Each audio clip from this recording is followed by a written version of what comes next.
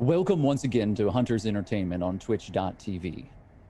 I am Noxweiler Burf, your game master and guide through a dark and challenging world of survival horror. Tonight, as we do every Tuesday evening, we're playing Outbreak Undead. This game is not for the faint of heart, and I, as your game master, have confirmed consent with each of my players.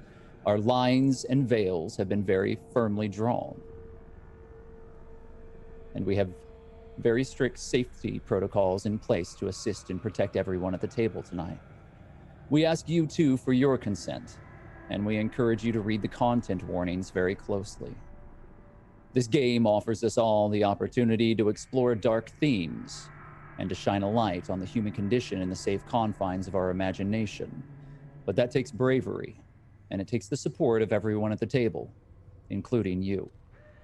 Not every character tonight is being played with the same objectives and motivations. Some are working against the other players and in communication with dangerous outside forces. You see, there are no magical swords here to be discovered, no valiant knights or castle walls to hide behind. The dangers in this world are far, far worse than those that you might find in other role-playing games. They wear a familiar face, one that died long ago. The echo and dying gasp of our civilization, brought back to hideous life. Still, in the greatest darkness, hope burns the brightest. Of course, I would like to thank once more JB Jara and Alex Hillman and the entire Hunters team for making this campaign happen. Without their support, we simply wouldn't be here. We would ask that each and every one of you please sign up for the Scry program in our panels below. There, you're going to be able to engage with the communities of our apocalypse quite directly. You'll take on the role of a survivor yourself and help to divert the resources and goods to where you think that they're needed the most. You'll get to take on the role of a survivor. You'll help to divert resources and goods. Every choice that you make will be the difference between life and death as they're linked to the settlements of the Rag and Bone universe. As we've proven in the past weeks, all of the different options that are available to you in Scry will change. Some of them are quite innocent. Others, very, very dangerous. Of course, our tireless Undead moderators are in the chat this evening, and they're prepared to help you by answering any questions that you might have. We ask that you support their efforts and show them the respect that they deserve. If you enjoy this content, as always, we ask that you make some noise for us on social media. Help us to grow our ranks and bring even more survivors into the fold.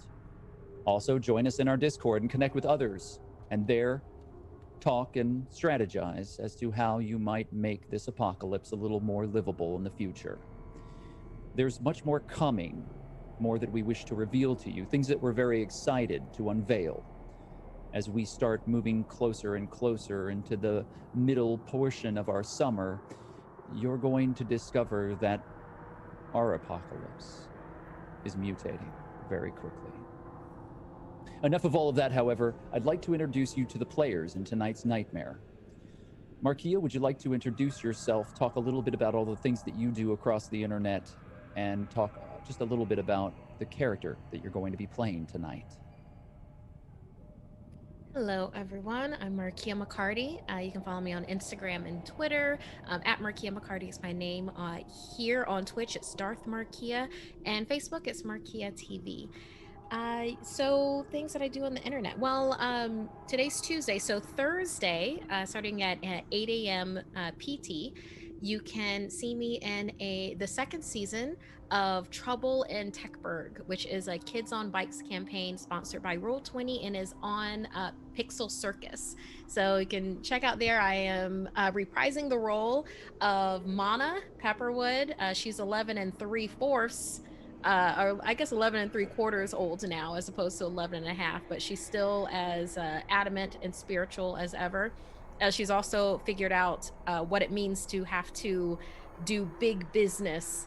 She's almost 12 and she's in debt to a loan shark. So yeah, go ahead and enjoy that on that and many other things Thursday mornings.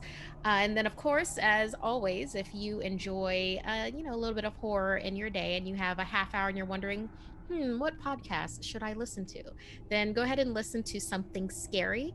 We're on iTunes, Spotify, wherever you find your podcasts. And it's 30 minutes of multicultural urban horror and legends, folklore, everything like that. And I do the narration, and we've got a wonderful team over at Something Scary that helps make that a weekly podcast for y'all. So go ahead and check it out.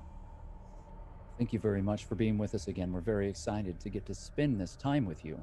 Yeah, Both. I'm excited to see what Achira has been up to as well. Unfortunately, I missed last week, but overall, she's a defender in the dark, climbing trees and slitting throats from the back.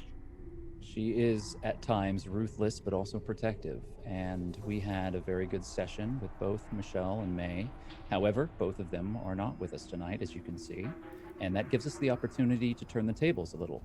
And of course, we couldn't turn that table without Luis Carrazzo. Would you like to say hello to everyone, talk a little bit about yourself and about the character that you'll be playing tonight? Yeah, hey everybody, I am Luis Carrazzo. I am often acting in stuff. I had a couple short films that have done a run, one in particular that I've been throwing at you guys a lot. So the next time there's a chance for you guys to see that, I'll let you guys know. I think the last time I was here, I announced that I do have a film that's coming out. I'll learn more by the end of this month, but it is done. Called Young Lion of the West. You can actually look up the trailer for that. And if you watch The Circle season 1, just so happens to be starring the lead. The lead of the film is the guy who won The Circle in season 1. So I have I'm in that as a really cool. I really like the part that I play in that. So Lampwick. Let's talk about Lampwick. Lampwick is still trying to figure out what he is going to do with the fact that he has been bit, and is trying to figure out what can be done about it. Has told Achira, and but we're around people that we don't think that we can necessarily trust. So now, for now, that's a secret that we share, and that means that we're kind of stuck, just the two of us, trying to figure out if there even is a solution to that. So that's where Lampwick is right now. The two of you are sharing a very dangerous secret, a few of them, in fact, and we will hopefully see a little bit more about how that's going to resolve itself tonight. As each and every one of you within our audience continues to move forward, should we hit our subscription and other goals that are listed on the screen in front of you, we will be offering the players additional competency. You did, in fact, hit the goal last week, so each of the players will be receiving an additional competency point. It may seem like a small, trivial thing, but I promise you, every advantage in these dark days is essential. Without further ado, we must move quickly. The road is long. We need to walk the rails as quickly as we can. It's getting dark. We'll be right back.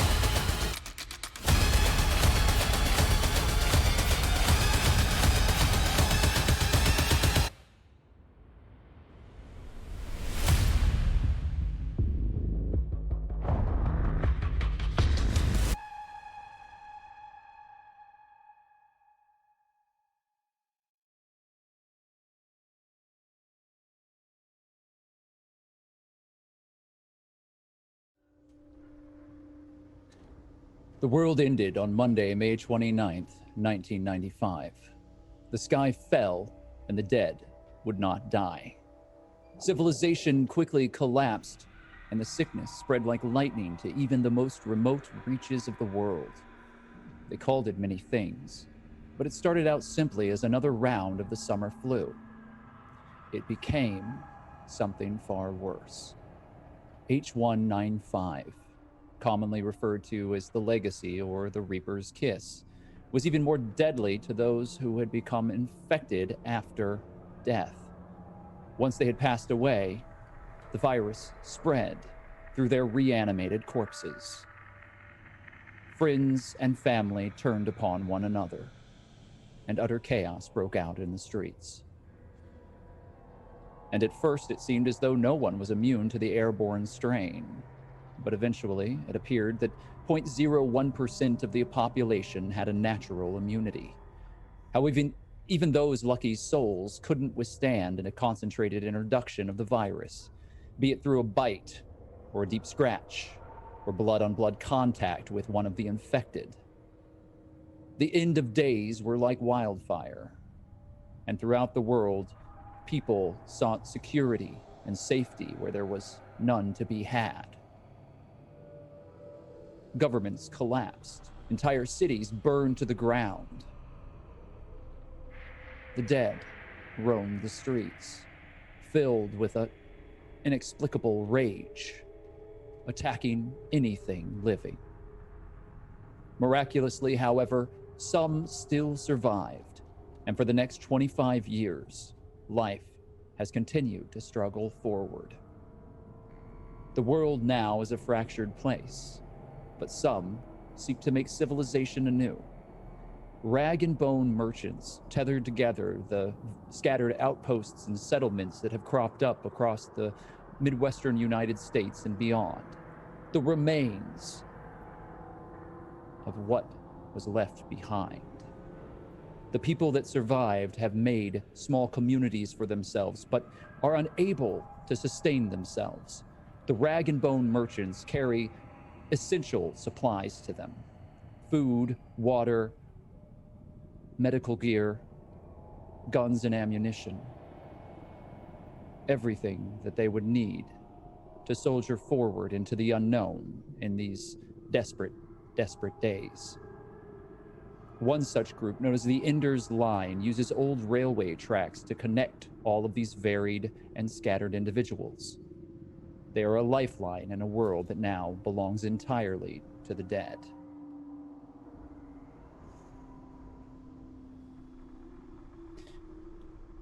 Achira, you are huddled under a steel roof that is rusted. There are holes that have eaten away at the metal. This place, Sullivan Town, it smells. It's rancid. From across the way, large sheets of rain pour into the streets.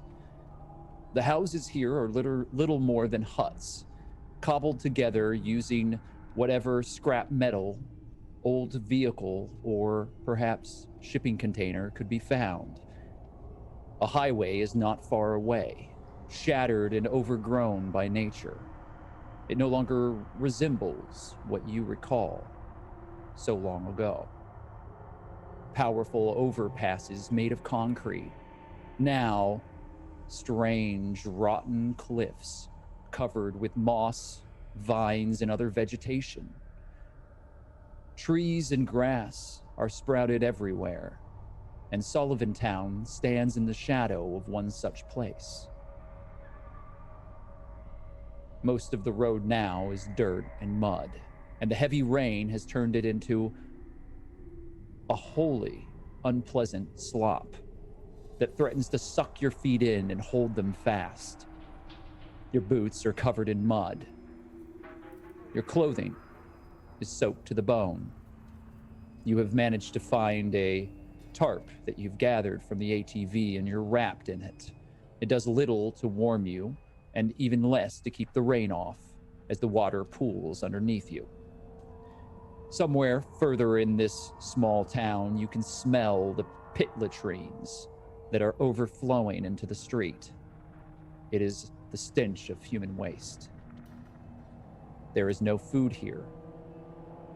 However, you have seen rats, cockroaches, and flies.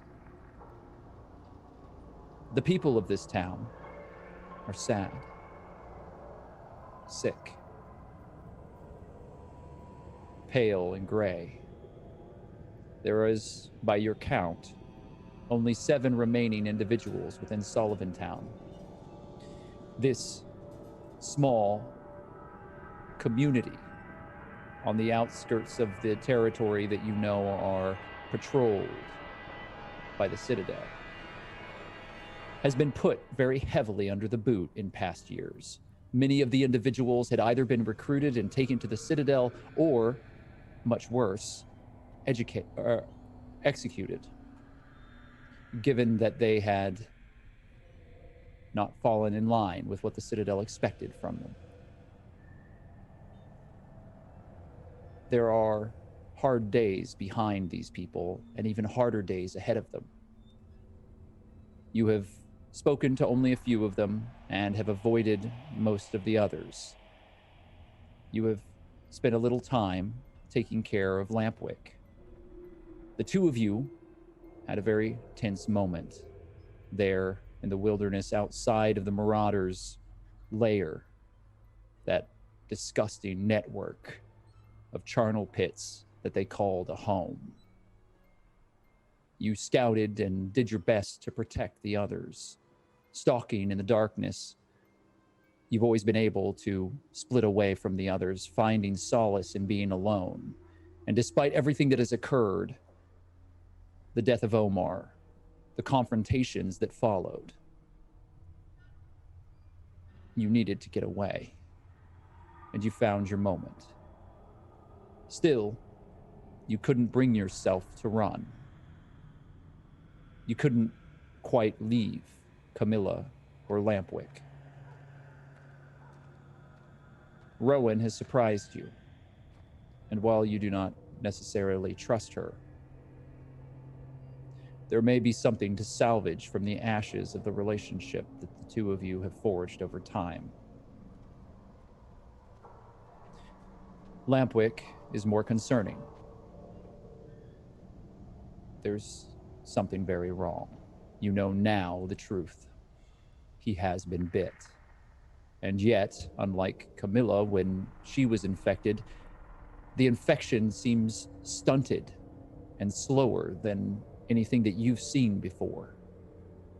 Only after very severe questioning had Lampwick told you the truth of what the shepherds had done, of what they had encouraged him to do, of what he consumed in their ritual, in what they referred to as a baptism. And then it began raining. Thankfully, Rowan and Faith managed to jumpstart the ATV just in time, using the supplies that were left behind by Kusanagi. If it hadn't been for the wire and the tubing, you all would have been walking. And while there was some small amount of debate, it was decided that Camilla would not survive if they did not find some manner of security fairly quickly. The Citadel was too far away, and so turning back at that point didn't make sense. After much consultation amongst themselves, it was decided by Rowan and Faith that the group would make their way to a small outpost, this place, this small, sad community that had been beaten into the dirt by the strong, ever vigilant forces of the Citadel. Looking out across the desolation of what they've left behind, of what they've done to these people, you now have little doubt that leaving the Citadel was the best decision that you could have made. Even after everything that has just happened, seeing these people reminds you of the depths of cruelty that they can reach. Lampwick, you have done what you can to care for Camilla, but more importantly, you've taken the time to take care of yourself. Your wound has become angry. There are thin networks of dark vein that stretch out from around it. And while you do not feel ill, you feel as if you're sometimes in a fog. Your mind clouds over, and you swear that you hear voices whispering to you in the dark, asking you for help, asking you to listen, asking you to join them.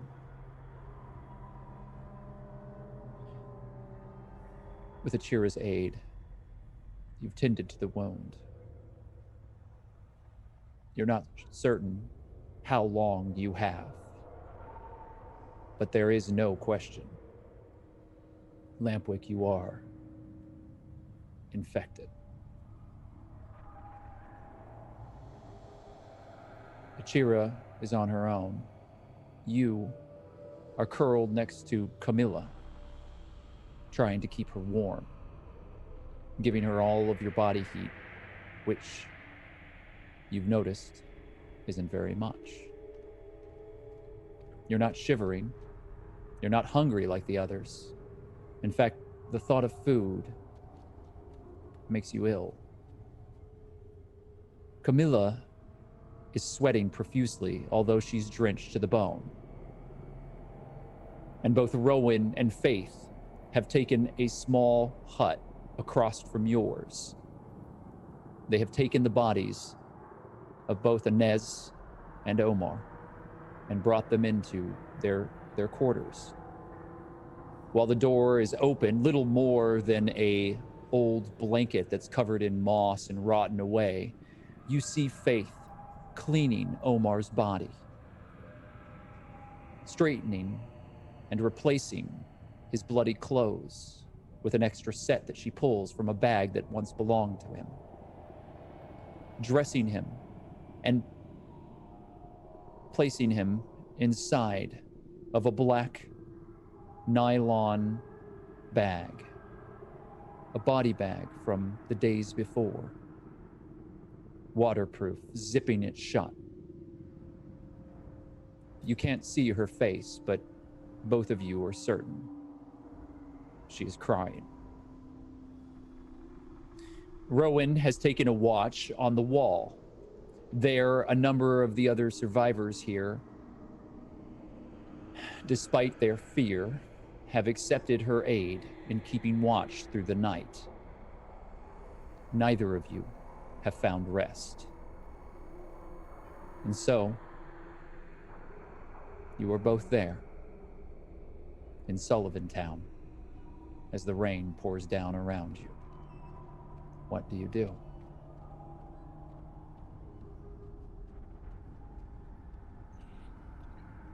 Well, right now I'm putting my attention on Camila, trying to make sure that she is at least getting some rest. And on occasion, Lampwick will look towards Achira and just kind of trying to get a sense of Achira's state. Let's have you roll a detect motives check, please.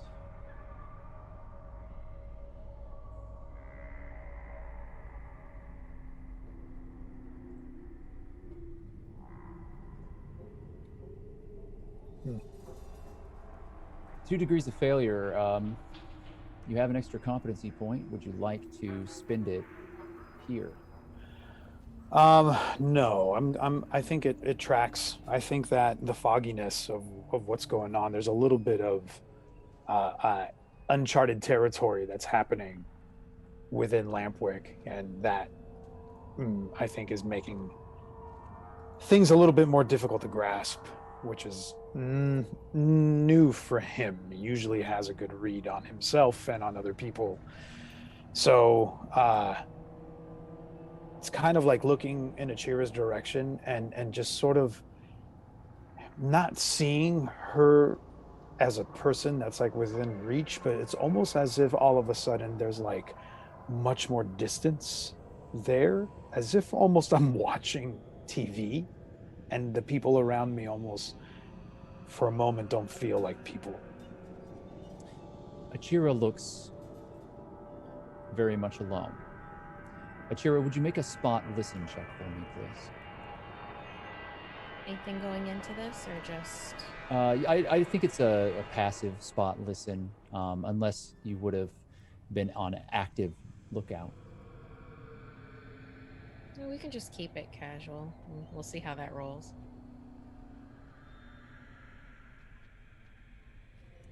It's certainly not from the direction that you expected, Achira. Do you wish to do anything about this, or do you think that it's just a missed No, we were just opportunity? keeping this one casual. I'm fine with it. You don't notice that Lampwick is looking at you, but you do notice Rowan as you're keeping your eyes more towards the outskirts of this town. And you can see that she's pacing back and forth along this wall, and that the individuals within Sullivan Town never look her in the eye and avoid her whenever possible. The two of you have only met a handful of individuals here. There is a nurse. However, any sort of assistance for Lampwick was turned down due to the fact that, obviously, any sort of inspection might lead to panic within this small collective, and Lampwick's secret would be out. So you had performed some first aid before you kind of found this area where the two of you were supposed to be resting, but neither of you seem able to sleep. Lampwick, you hear Camilla's voice.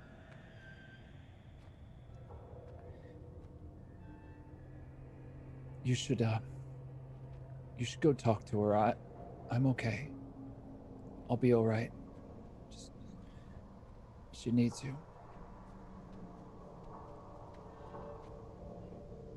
I just put my hand on her forehead and just kind of like touch her face a little bit in a really kind of parental way. She's burning up. I'm noting that, and I've known that she has been. So I'm gonna make my way to Achira.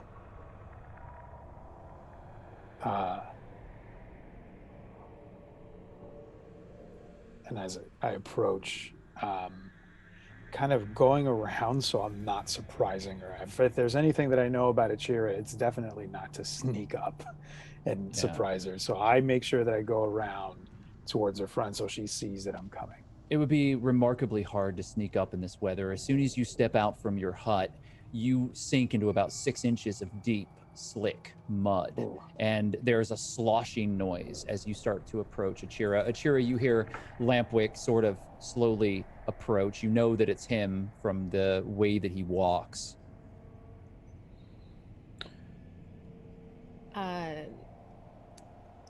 Let's say that Achira's constructed a little, maybe like a lean-to or something further away from where Camilla and Rowan and Faith tend to be.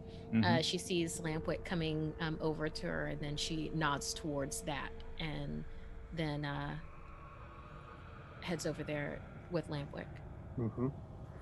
The two of you walk through the rain. You make it to the lean-to that you've erected, and it's considerably more dry, though still flooded on the inside. You've managed to keep most of your valuable possessions up off the ground, so they'll be fine. But really the only dry place right now seems to be inside the cab of the ATV. Huh. So Camille is burning up. That nurse that wanted to take a look at, well, who we didn't let take a look at me. I think somebody needs to take a look at her. I can grab supplies from the medical crate and I can take a look at her. I've been thinking, Lampwick, um, about a lot of things. And, well, this is a list. Well, first things first. Solving Town, I think that's what they called it. We can't stay here. Have you seen the way that these people look at Rowan? It's just a matter of time. It's just a matter of sleeping at the wrong moment, and they're they're weaker than they should be, but they still outnumber us. Right. So we can't stay here. I don't know where else there is to go. Somewhere else. Well, we will have to stay here at least the night. And she's got to find somewhere to be semi-permanently in her state. We're not Rowan. They have to know that. They don't know that. Well, then we can convince them. I know who I'm talking to right now, but you can't convince everyone of anything that you want, Lamp. Just got to convince half of them. Look, I have a list too, and you are actually making a really good point. I know somewhere that we might be able to go.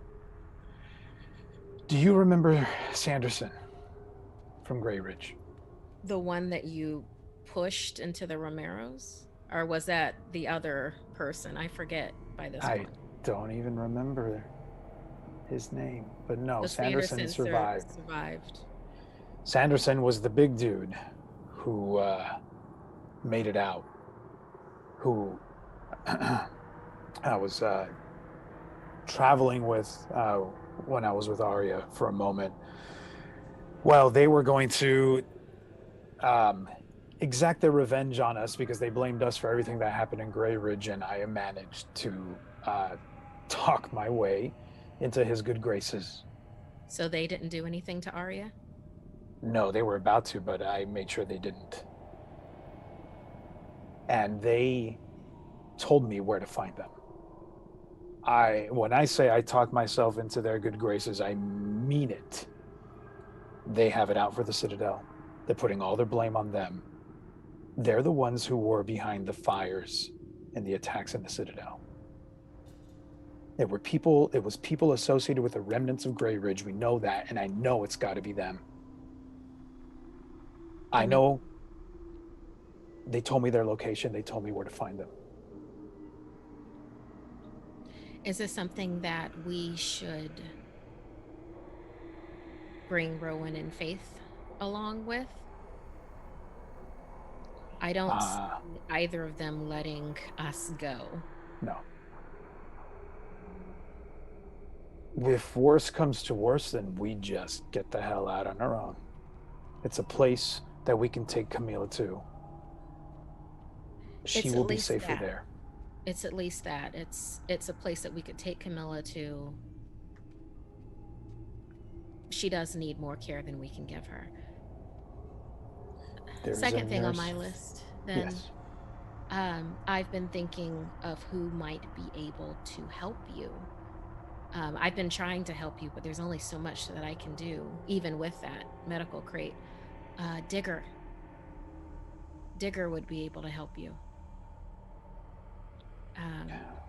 Digger, I mean, he's lived with the Romeros, and I've seen the way that he moves with them, the way that he moves in environments. He would know what to do, or he would know if there's nothing that can be done. I'd like to know the answer to that. How do we find him? How do we get him to find us? Well, he's 10-4, I think. It seems like him and 10-4 have a history. In fact, previously, before the Citadel, um, j- we were on our way to go and retrieve him, and then we got captured by the Citadel, and obviously out of that capture, only me and you made it out alive, ish.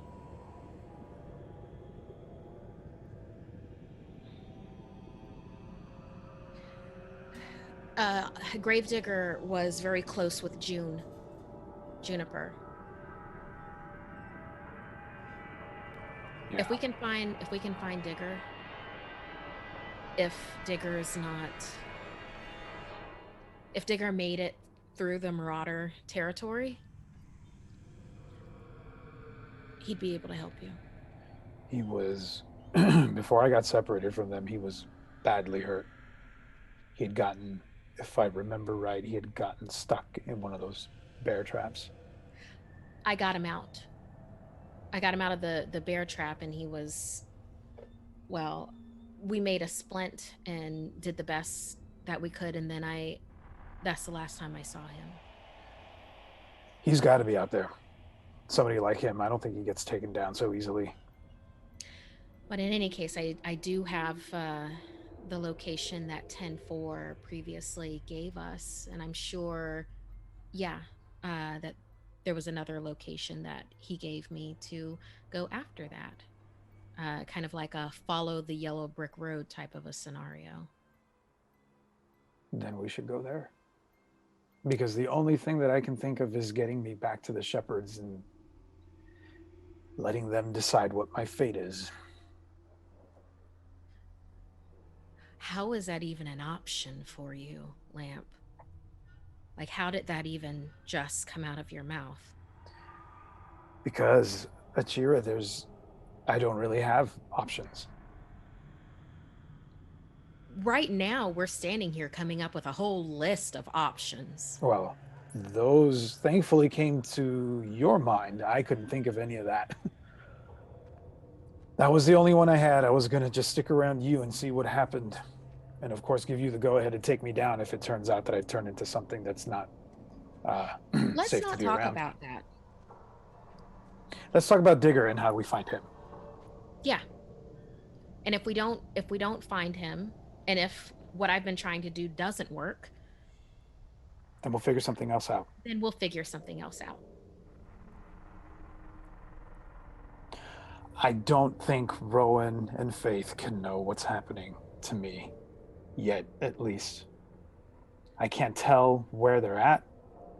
I think that I don't know, we've been through enough to maybe have some kind of I don't know, Since when are you thing. so optimistic about people? I think that Rowan would put you in front of every conflict because it would make sense to have you as a human shield, and I Mm-hmm. think eventually Faith would probably put you down in your sleep.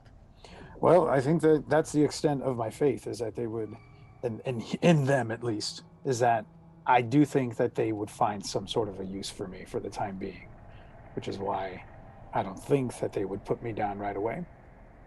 But I don't want to become I their don't tool. see I don't see it helping us in any way to let them know about, and Achira points over at your shoulder. In fact, she lightly touches. How is it today? I don't know if I feel anything. I need you to look at it, really. I can't quite tell. Achira is going to, in her lean-to, she has some of the medical supplies that she took out of the crate and that she has just for this occasion. And she's going to go ahead and take a look to see if anything. Go ahead and make a first aid check for me, please. And since you have the first aid kit, I'm going to allow you to use those tools. It's going to give you a 3 times modifier on this roll. Okay.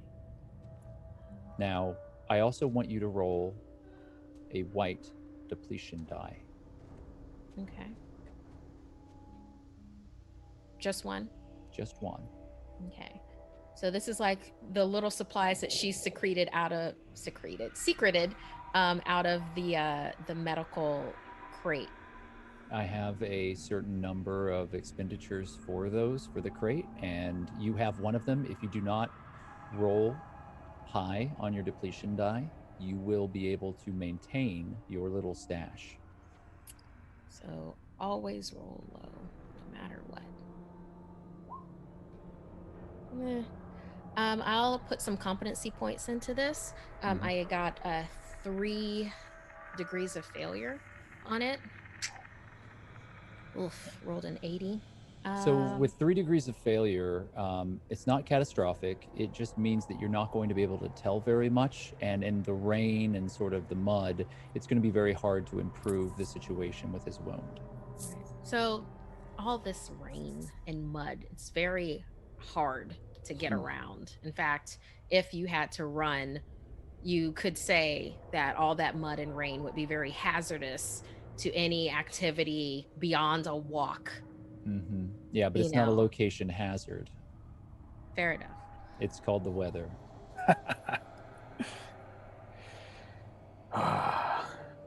So for this first aid, if I put some competency in it, are we just looking at it, or is she trying to like get it there? If you succeed with 1 degree of success, you're going to have a general idea of the state of the wound and sort of how Lampwick is maintaining in fighting off this infection. If you roll 3, you will have a certain idea. If you roll 4 or 5, that certainty will lend you new information that you have yet to gain. Okay.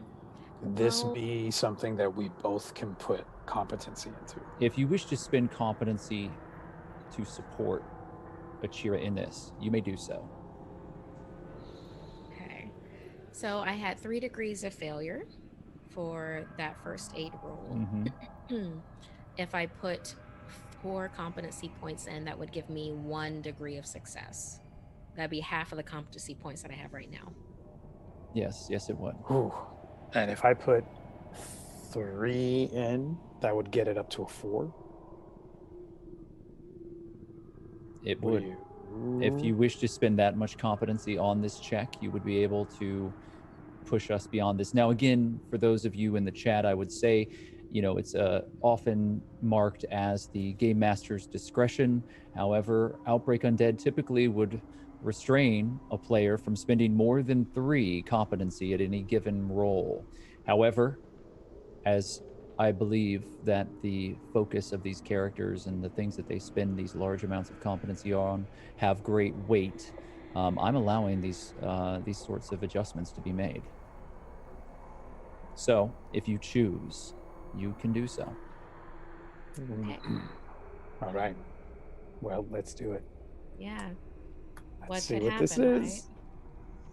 Yep. Okay, so you deduct your competency. That puts you at 4 degrees of success after a roll for 3 degrees of failure. And Achira, your hands are wet and dripping, and you've put on gloves, and you're trying to be sterile about this. And the rain is kind of whipping into your lean-to. It's not that you've not built a waterproof shelter. It's that the shelter itself, the wind is kicking all of this water in, and the mud is slicked everywhere, and both of you are frozen as your hands are shaking, and you unbandage Lampwick's shoulder. With 4 degrees of success, once you're able to clean the wound and examine it in a light that Lampwick is holding off to one side,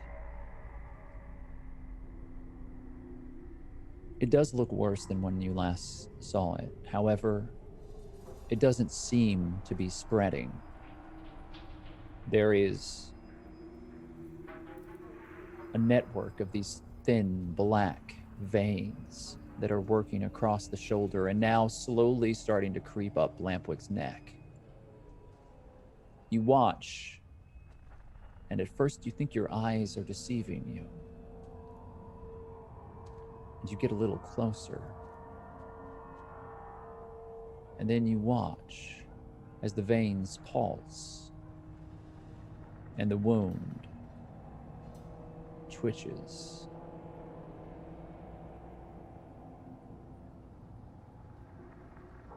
What you're certain of is that Lampwick is in grave danger. However, at this rate, if it continues to spread,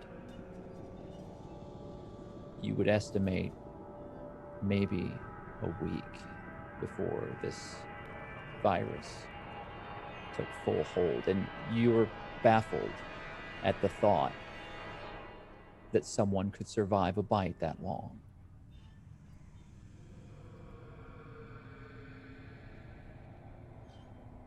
Well, what do you think?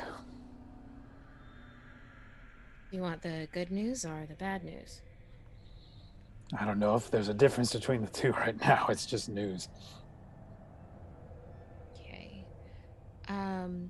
Good news is it looks like you have some time, maybe about a week, before, from what I can tell with how much it has spread,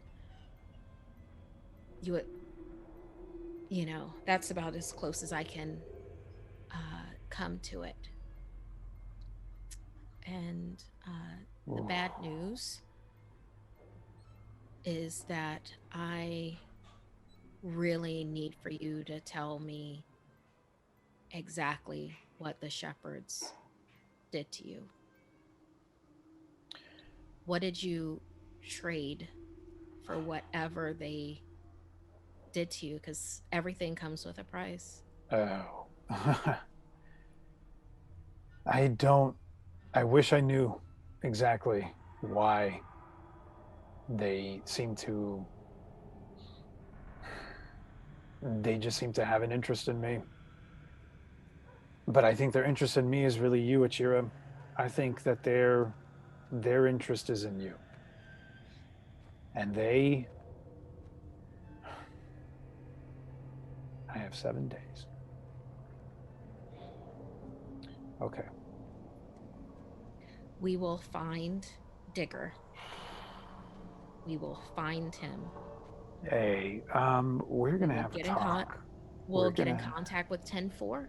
We're gonna have a very serious talk right now, Achira, and you need to just stay with me for a moment. Okay, if it's like I already take your stuff whenever I want to, so you don't have to worry about, oh, you can keep my lighter. I think I still have your lighter, dude. Well, you can have it now.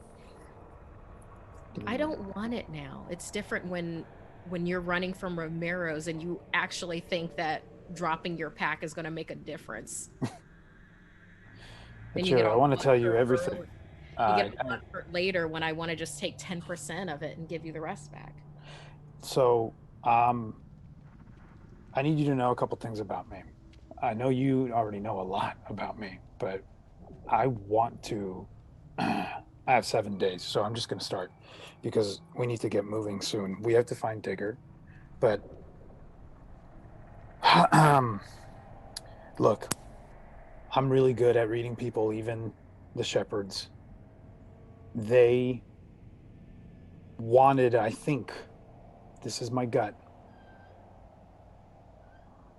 they were done with Arya. They wanted nothing to do with her. Arya was half dead when they finally got us. We fell into a trap, into a pit. She hit her head. She busted it open, was bleeding everywhere. I don't need to tell you all the details. The shepherds. Make a spot listen check.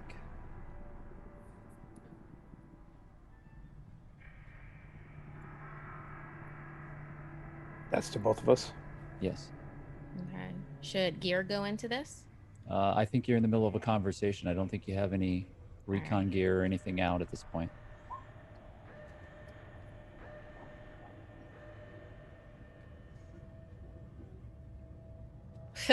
Yeah, no, If this neither of you wish to do anything, you can continue on as you like.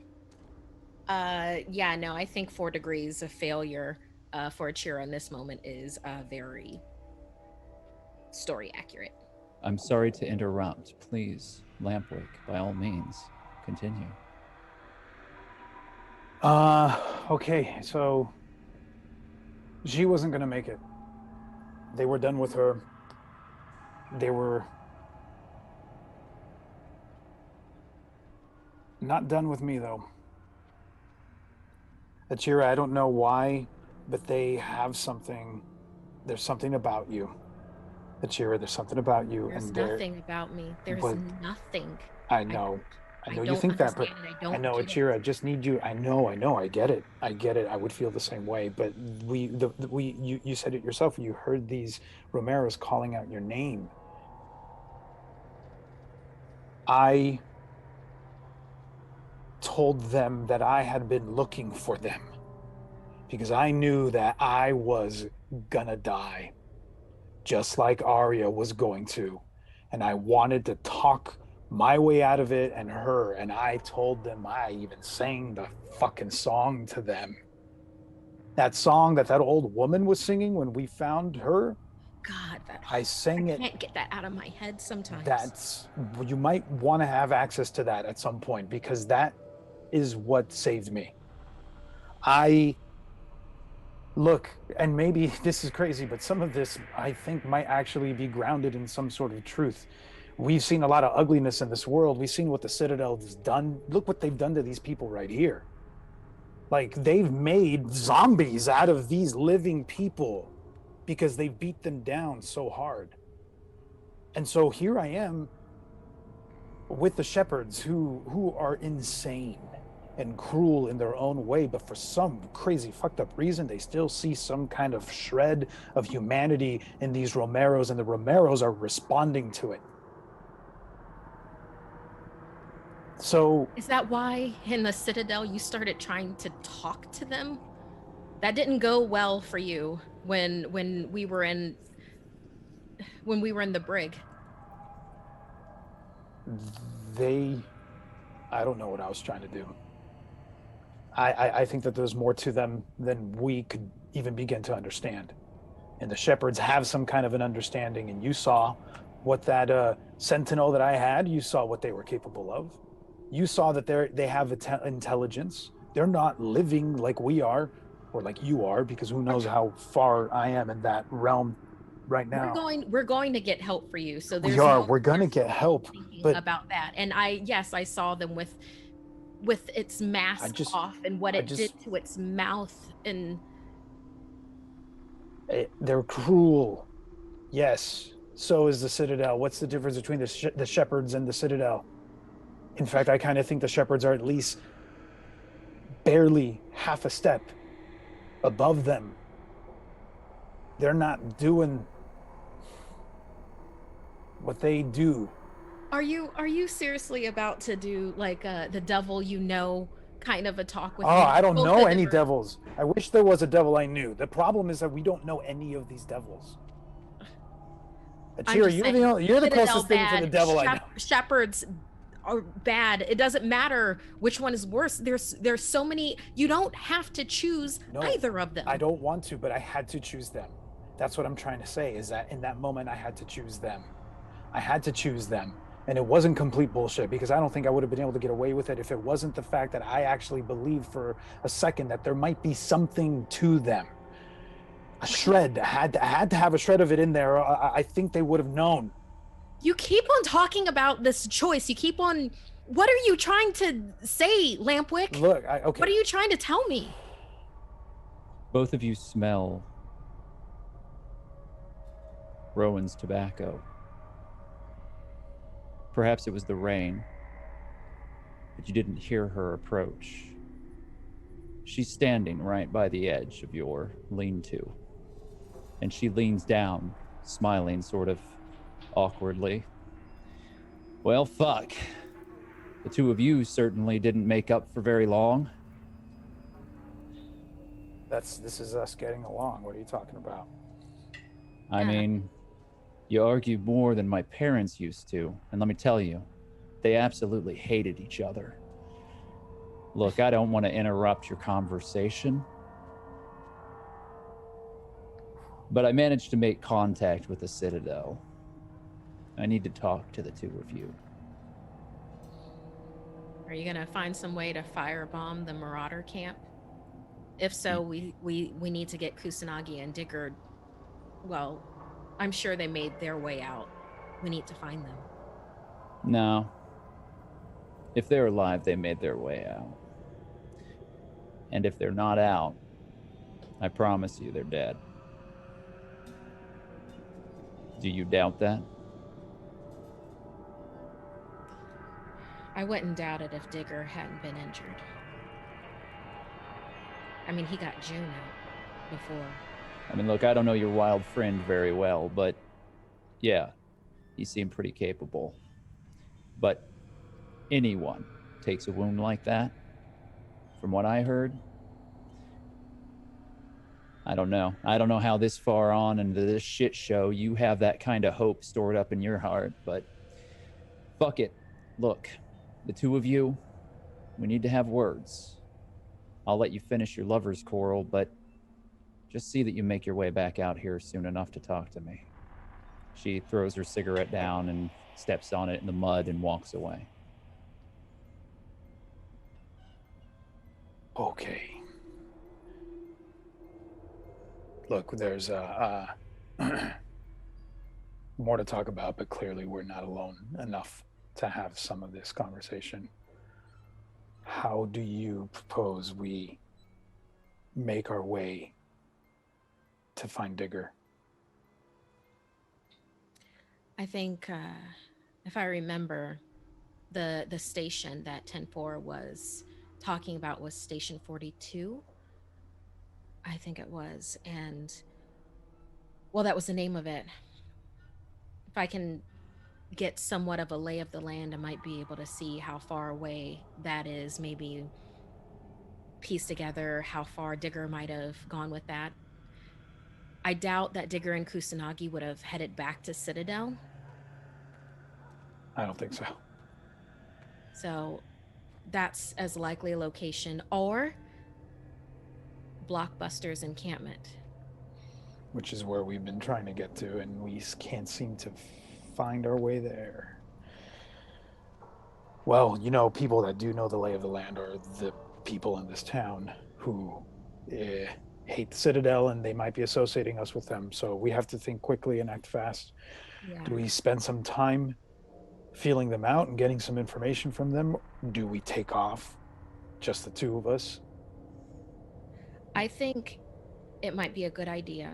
Don't look too chummy with Rowan, especially when anybody is looking at you, or even if you don't think anyone is looking at you. Don't get too chummy with her.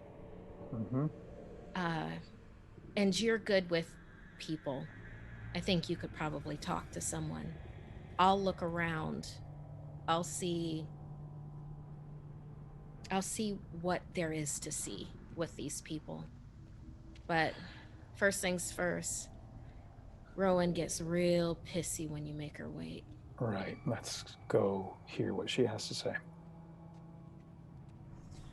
If you step outside through the sheets of rain, the gray overcast skies, you see a few of the members of Sullivan Town as they continue to pass through the streets, soaked and going about their daily business, mostly hauling water, wheelbarrows full of rotten earth, trying to stop the torrential water falling forth from both the gate and the walls, trying to slow the flooding that is occurring within the streets. They're not doing very well. You know a few of the individuals, you've heard a few names passed around, but you certainly haven't gotten to know any of them. On the far side of the street that you entered in, on the other side of the large ramshackle gate, is the ATV, the Rattler. Its door is open, and you can see Rowan sitting inside the driver's seat, kind of casts a quick look at the two of you as you emerge from the lean-to, and she's rolling a number of handmade cigarettes, placing them onto the dash, and looking kind of warily back at the others as they pass by her. None of them meet eyes with her, and they move very quickly when they see that she's present. What do the two of you do? Looks like your dance card is going to stay empty. Yeah, well, it's a bitch, but I never really was much for popularity contests. Get in, close the door. This is between us. All right, then. I get in the back seat. I also get in the back seat. So just so you know, I still haven't been able to repair this piece of shit. She kicks the radio that's inside of the ATV. First I thought, that thing that Kusanagi kept spouting about someone jamming our radio, maybe that was true. But now I'm starting to question it all because it seems like the entire thing has been sabotaged. It's not the signal, it's the radio. And I only know one person capable of keeping us confused as to that matter. Do you? Kusanagi? I'm not going to point fingers here. I'm just going to say it feels suspicious, and if he was doing it, he better have a damn good reason. Regardless, he's probably dead, so that doesn't matter. However, this radio doesn't work. However, as much as we had to drive the boot down on Sullivan Town here, we didn't exactly leave them without any means or method of contacting us should anything go wrong. They still had their radio, we were able to get some batteries thrown together, and I was able to reach Riggs. This is how it's going to go down. And while I know the two of you might have other thoughts, that's why we're here. We're going to have this conversation and sort this out as best as we can, as civilized individuals who have come to a new accord given our recent situation, right? Sure. I'm listening. All right. Faith needs to bury her brother. I want to see Inez put back in Citadel Earth. We're taking the ATV. We're taking the bodies, and we're going to see them put to rest back at home. The two of you and Camilla. Well, I figure Camilla's not going to be very good on the road. The people here will take care of her, but I don't really see a lot of hope for her in that situation. 6 months pregnant, missing a hand, healing, and from what I can see, carrying a heavy fever. Staying here for more than a week would probably be a death sentence. So, I've called in some favors. I've got a patrol that circles around this general area. They're going to bring you a horse. 2 of them, in fact. I'm going to lend them to you, along with some supplies. I'm also going to give you this. She throws you Kusanagi's backpack.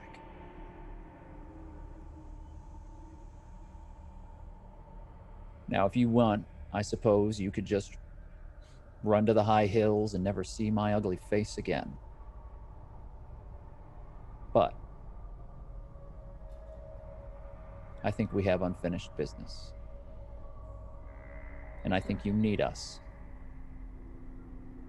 More importantly, I think if you're going to find Blockbuster's location, this hidden stronghold of his, I think you owe us a little bit of something.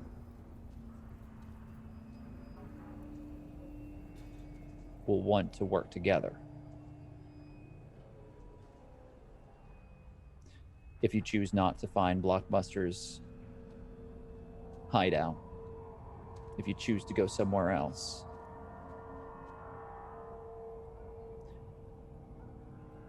I'll make it so that you can find us, should you want to talk. You and I, Lampwick, we had an arrangement. As far as I'm concerned, it's still on. I want to know what they're doing. Then you will know what I know, and I will find out more. See, that's the thing about you that I love. Even in the face of all of this, you can lie with a smile. That said, Lampwick, I've learned that you're full of half-truths. And I think I've got your number. You've got to tell.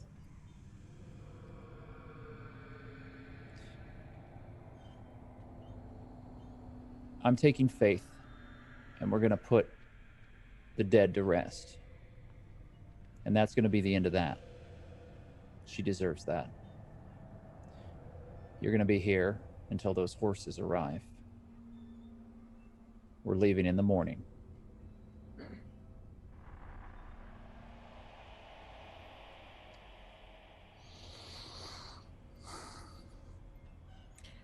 There's a place that we might be able to take Camilla that she could get better care than us dragging her along to Blockbuster's place. That and the place that I'm thinking of having her go, it'd be good for us to go to be able to rest somewhere where the people don't think that we're part of the Citadel and hate the Citadel and want to kill us in our sleep, for instance. You're alive. I'll point that out. That said, where are you going? Trust has to go both ways, Rowan. Mm-hmm. So well, now I don't have that location for you, but I will let you know that if Camilla wants you to know where she is, she will be able to tell you. See, Achiro, that's just the thing. If Camilla doesn't want to know the truth, and if Camilla doesn't want to let me know where she is, I strongly recommend that the two of you convince her otherwise. Because if Riggs finds her first, I can't do anything to help her. Why would Riggs care about finding her?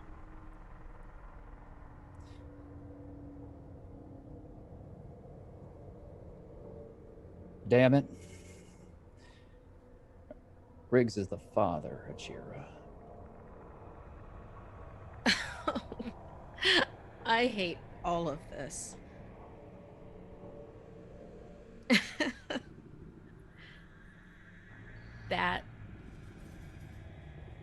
that insane excuse waste of a human being is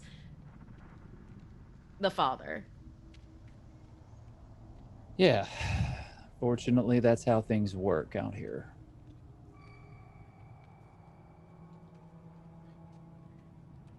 I'm trying to protect her, Achira.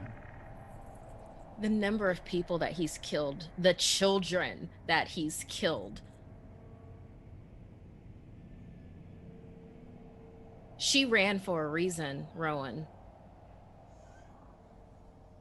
You can't just give her back to him. Not to him. You have to let her make that choice herself. Yeah. And she can't make it when has like a high fever. I'm not here arguing with you, Achira. I'm telling you. He's not going to know. But he will, eventually. And to be perfectly honest, I'm not the one you should be worried about right now. Faith.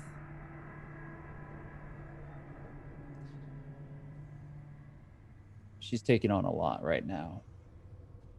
She may not see things the way that you and I do. And I don't want you to misinterpret my words. I am loyal to the Citadel. I am the fucking Citadel. But there's no need for Camilla to suffer. Not like this. So yeah, if you know what's good for her, you'll find me, and you'll let me know. How long until the horses arrive?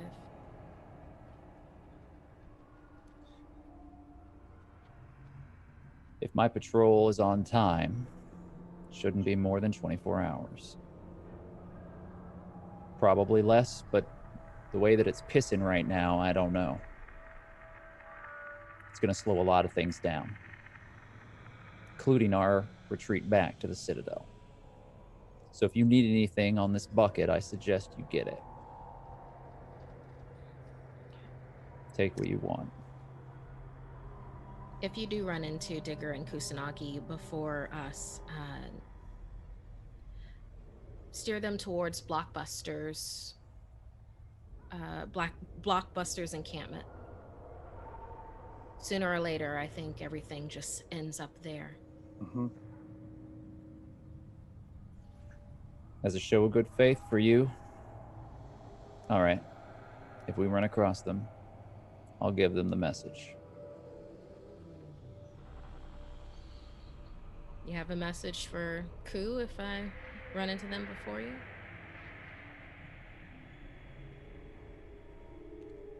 No. Any messages that I need sent are going to be heard loud and clear soon enough.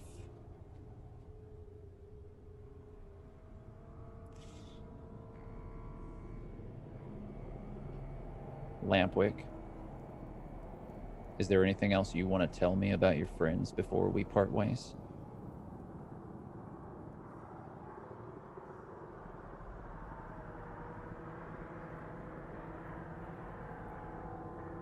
Yeah. That deal is still on the table. You know that. And I think that you should know that they have eyes and ears everywhere, Rowan.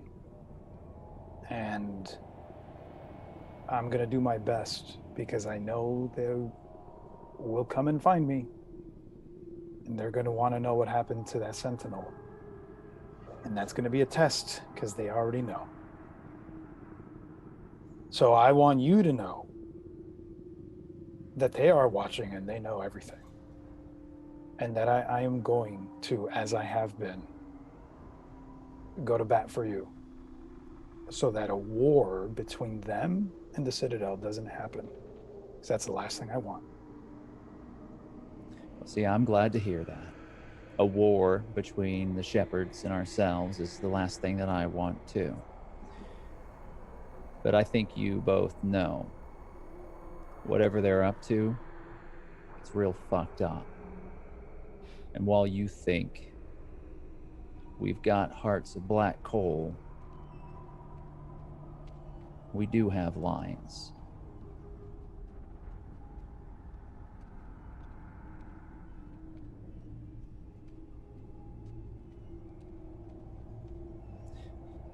When you get your shit, make sure to get that rotting corpse off the top of my fucking car.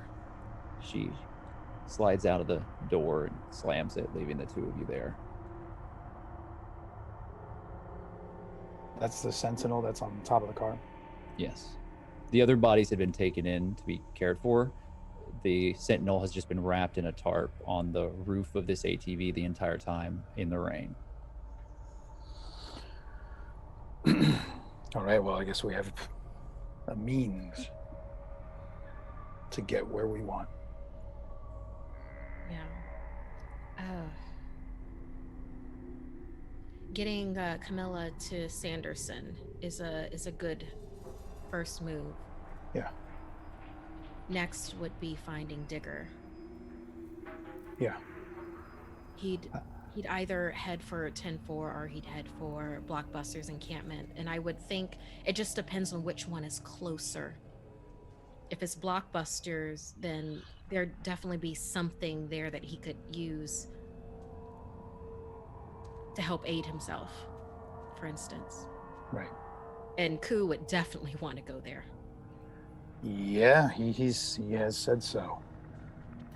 Okay, well, do you know the whereabouts of Blockbuster's encampment? Now that we have Kusanagi's backpack, I might be able to point us in the right direction. I'm spending 50 risk.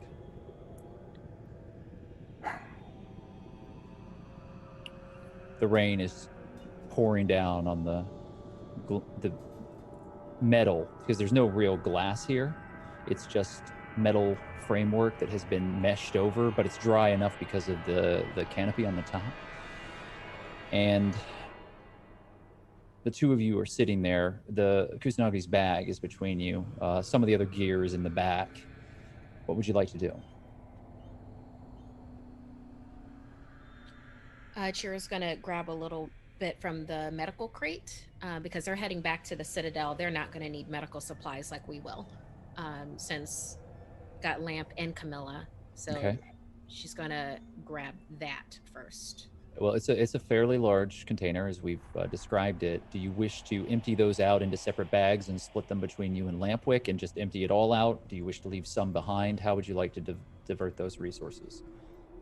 Uh, let's say I'll empty out half, and that isn't Mhm. me trying to be a good person. That's you. We can only carry so much stuff on us at a time. It's true. I mean, you could probably maximize medical gear, but then you're going to have to give up weapons and some other equipment. Yeah, I can't do that. So a little bit on each of us. And I need weapons. I lost my pack down with those marauders. I have a knife still, but Check the back. Citadel is made of weapons. So yeah, we had a number of Citadel soldiers that were with us at one point in this. So I'm going to see if there's any extra equipment that they had left. Pistol. Achira, I need you to make an endurance check. As Lampwick starts digging through the personal packs of the soldiers that didn't make it in your last encounter.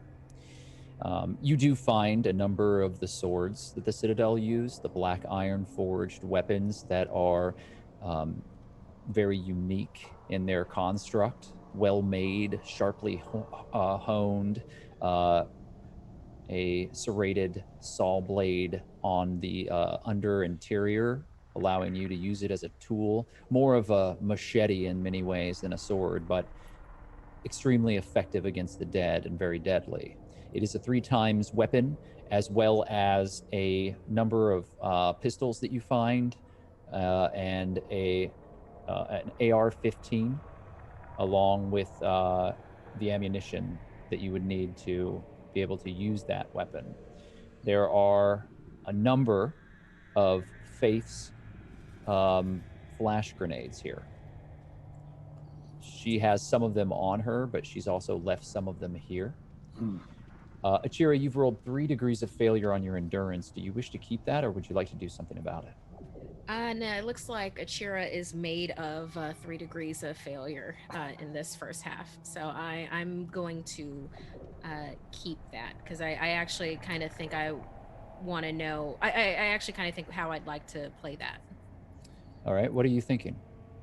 I'm thinking that since basically they're now like fueling up, like what supplies and everything, but they're also in the only real dry environment that's around here, and it's probably nice and warm. And Achira hasn't been sleeping; she's been keeping watch. That while Lampwick is, scrounging around for weapons, and she has the medical stuff like in her hands, that her head just kind of drops to the back, and she tries to shrug it off, and then before she knows it, she's just out cold. I agree, and I think that you're right. I think you do pass out from exhaustion, but it's not so much just the lack of sleep. You're starved to a point where, with the exertion of these past couple of days, your body has just given up. and the lack of food has caused you to pass out. You get lightheaded, your head bobs, and then Lampwick, you just kind of hear a shuffle behind you as she slips across one of the seats onto one of the military crates that she has pried open. I turn to see, is she sleeping? Is she just passed out? Would you like to make a first aid check? I will try. Jeez. She's breathing, so as to whether or not she's sleeping or passed out, that would require your first aid check. You know she's alive. Got it.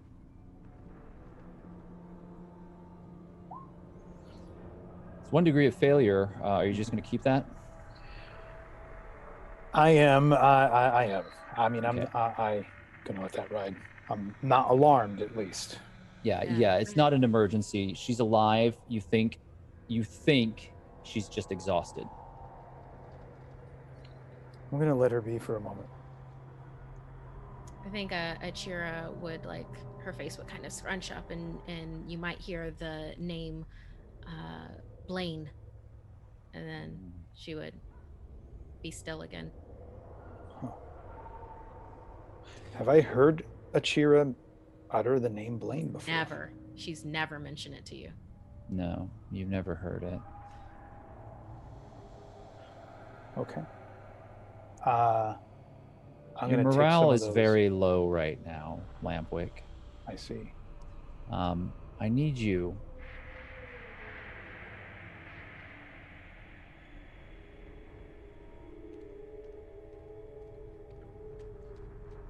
to make a composure check. I'm going to add 2 black dice of difficulty to this roll. Okay. Ooh.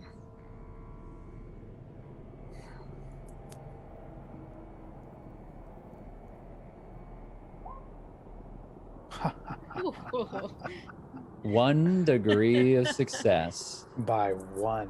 Well done. Wow. It's not that you felt panic. There was this gnawing emptiness inside of you, Lampwick. As soon as Achiro was passed out, you felt very, very alone. A depressive, empty, dark hole that threatened to swallow you and drag you in. What do you think Lampwick is thinking about? Who do you think is in his mind? Is it the encounter that you almost revealed to Achira? What happened to Arya? Or something else? I think that it's bouncing.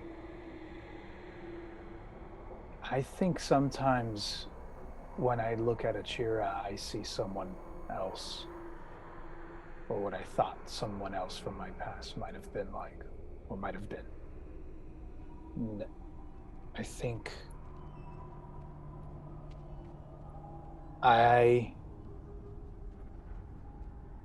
hear Isabella's voice on the phone telling me to do one last thing for her, and that once that's done, we'd be free. And I hear the sounds of a baby crying, and I hear the last gasp of Arya before her head rolled.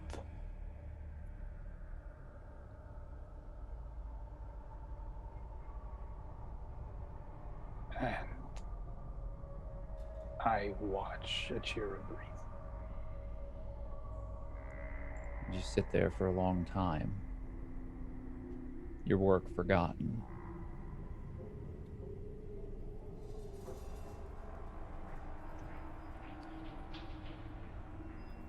What do you do when you snap out of it? You are surrounded by the gear that you were grabbing. Achira seems to be now peacefully, if not somewhat heavily sleeping. I am going to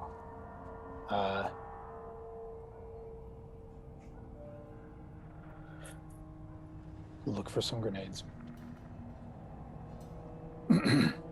You're looking for something other than the flash grenades that were left behind by Faith, correct? I knew that I was looking for something here. I knew that I was looking for something that we were gonna need. And I don't remember what it was, and I'm just kind of like rummaging through the stuff to try to find something that will bring me back to now. Do you wish to spend any survival points to actually find a grenade, or is it okay if we say that you push through the boxes and don't find what you're looking for? That's fine.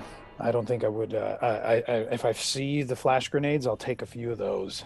And I've got the Citadel sword, and I've got a Citadel pistol.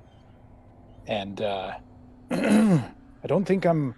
I don't know if I'm thinking of survival in the same way that I used to. So, but I do hear a cheer of breathe.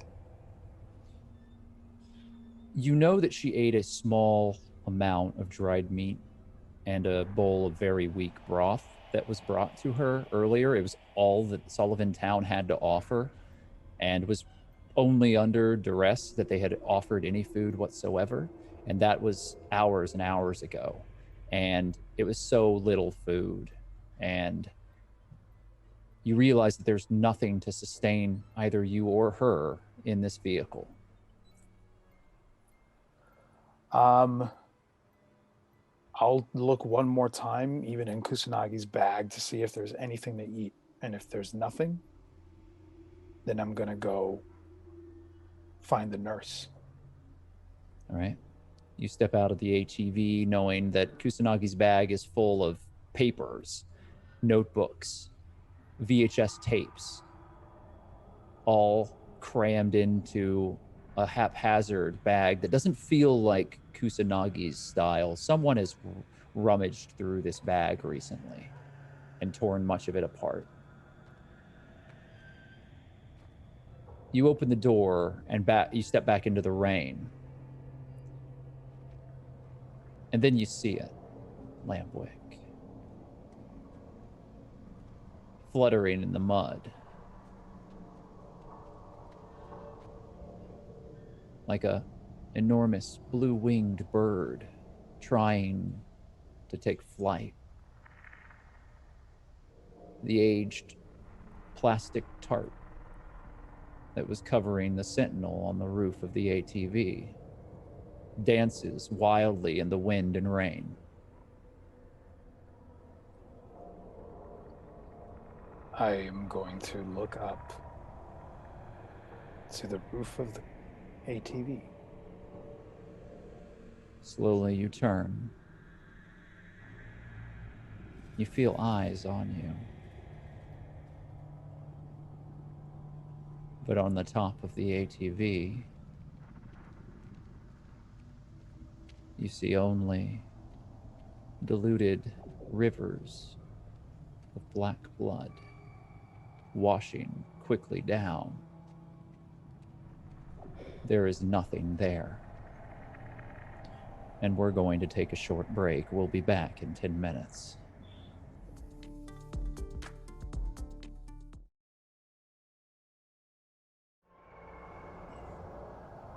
Welcome back to Twitch.tv, Hunters Entertainment. My name is Nuxweiler Burf, and I'm your game master for Outbreak Undead, Rag and Bone. If you're just joining us, get comfortable. Things are about to get dangerous. Lampwick, you are drenched to the bone, but you're not cold. You don't feel much of anything. There's just that hollow, dull emptiness that haunts you. Feels like it's growing inside of your chest. And as you look across the mud-streaked street of Sullivan Town,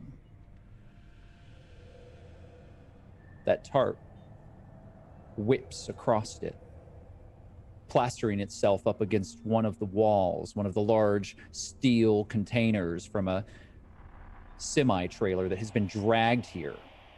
It's a bright advertisement for a grocery chain that has been worn away after years and years of the weather chipping away at that paint. The blue tarp spreads out. You look to the top of the ATV and you only see the diluted rivers of old blood as they wash away in the pool that had formed. There is no body. You see the gray figures of Sullivan Town moving about, some of them casting suspicious looks at you, but that doesn't feel different than what has happened over these past few hours.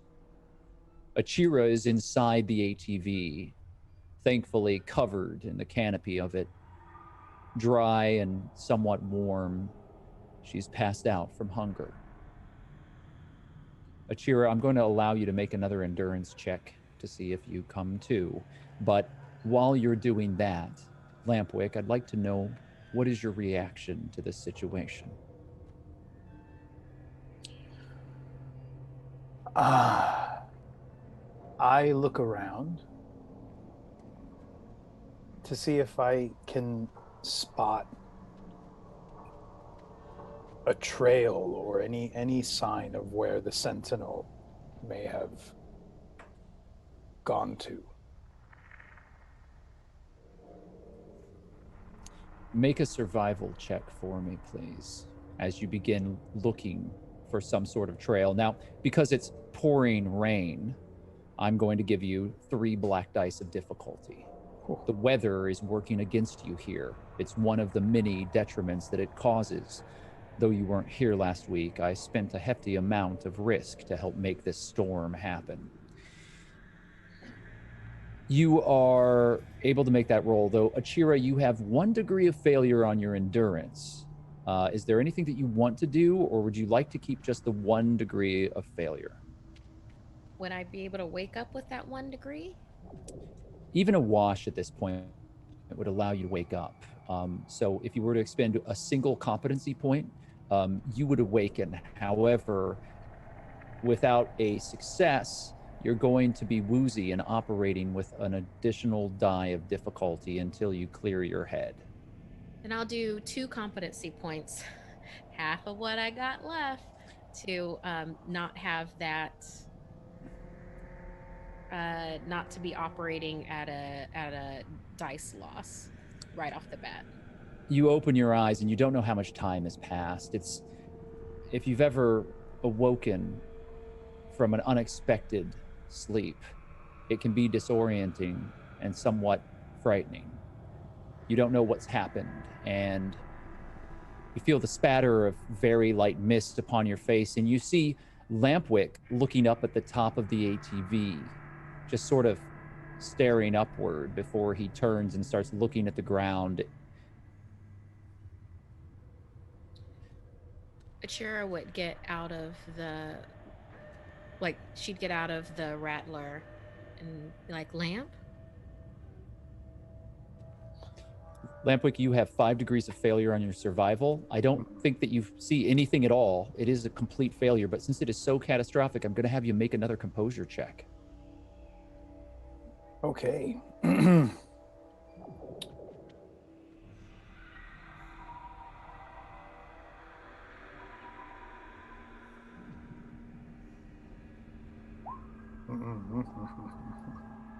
You don't respond, Lampwick. You are staring off into space again. Somewhere, as if you were underwater, maybe you hear some slight echo of Achira's voice. Achira, Lampwick isn't responding and is just staring.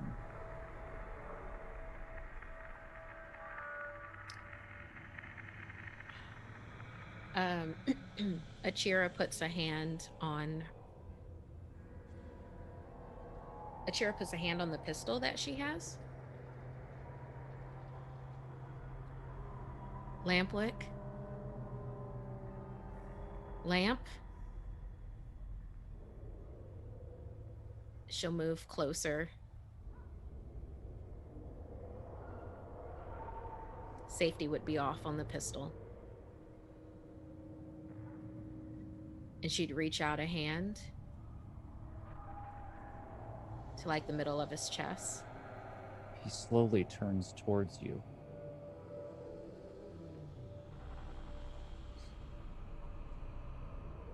Lampwick.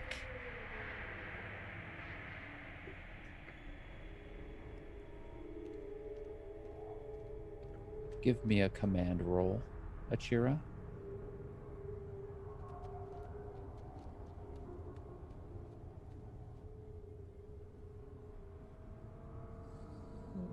I think this is the only time that she's ever... Okay.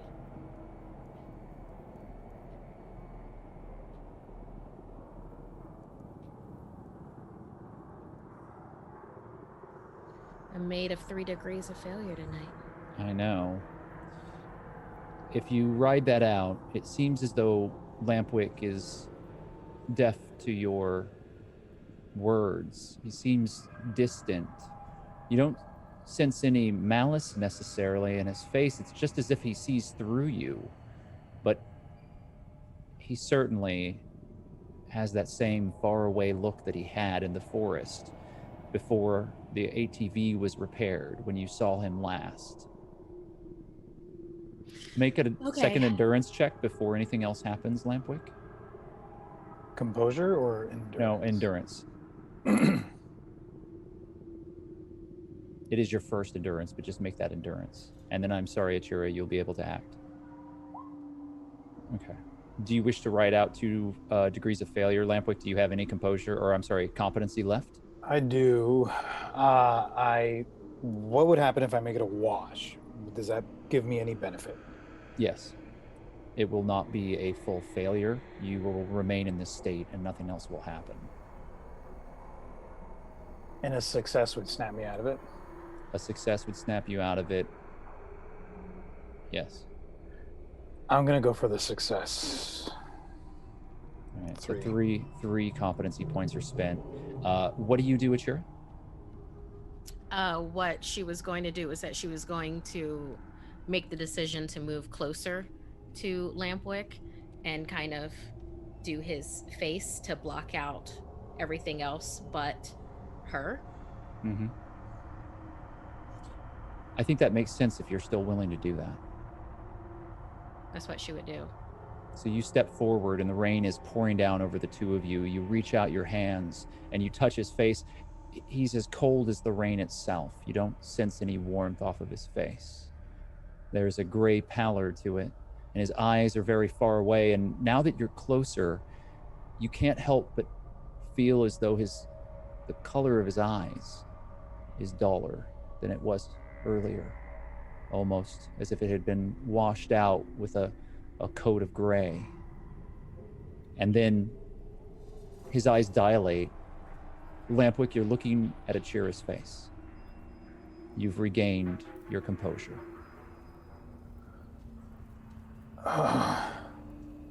Lamp. I take your hands, and I just...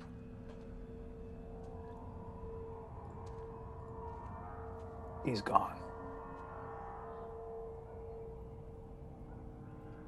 Achira looks back at the rattler and sees that the body is missing. Mm-hmm. How long was I out? It couldn't have been that long. I don't know. I just stepped out of the car and looked up, and then I don't really remember what happened. For a moment, I feel like I kind of... I couldn't reach you. You were... But you're back. Everyone has their moments. Right. Everything is evidence of what's to come, Achira. We don't have time to sugarcoat anything. We don't know what's going on with me, but I need you to pay attention to everything because I can't see myself clearly. You passed out in there, and I was going to let you rest and maybe see about getting you some food or something. He's watching us. Nah, it is dead. Someone else did this. Maybe one of these Sullivan people or something to mess with Rowan. Maybe not. Maybe Rowan did it while I was knocked out. She said she wanted the body off the top of her car anyway, so maybe she did it. Maybe. Maybe not. We don't really understand them. It was all the Hmm. way dead, Lamp. It was all the way dead. Okay. Somebody else did this, and they probably left tracks. I couldn't find any. Do you see anything? Do you wish to make a roll? I can make a survival roll on this. 3 black dice of difficulty due to the weather as the rain sheets down around you.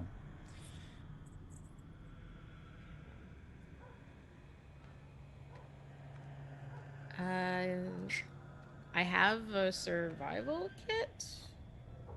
Does that go into survival? It would be more if I was having you make a roll to try to start a fire or to gather lumber or do something of that sort. Since we're using survival in this sense for you to be able to read the lay of the land around you, I would say that the survival kit would not add into it. Okay. Is there any way that I could do a search instead? If you wish to search, you can, and you can add your recon gear if you have it with you. Okay. I would do a search instead for the sense that survival is an expert skill that I would have to roll under a 6 to get anything I with. understand, but again, if you are trying to truly track, it might be a little bit more than a search. But let's have you roll the search with the benefit of your recon gear and see how you do. Okay. Results with the expert skills lend greater information, as with the trained and the basic skills, that information starts to lessen. However, you have 1 degree of success, which is enough. It is nearly impossible to get any really useful lead on what happened or where anything has moved because this mud is a hot mess around you. The rain continues to wash away the evidence of anyone's passing. And while there are tracks everywhere, people in Sullivan Town continue to pull wagons and other things through here. In However, particular, yeah, maybe the black bile mhm, where it's watery on top. It looks mhm. different from anything else around it. So maybe looking for that, if not tracks. I think that's very clever. And I think not looking at that and looking for any specific blood that you would be able to spot is the way to go.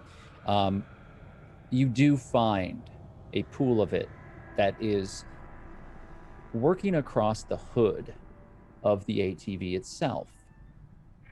And then as you move through the mud, you find a few small puddles, along with what might be drag marks.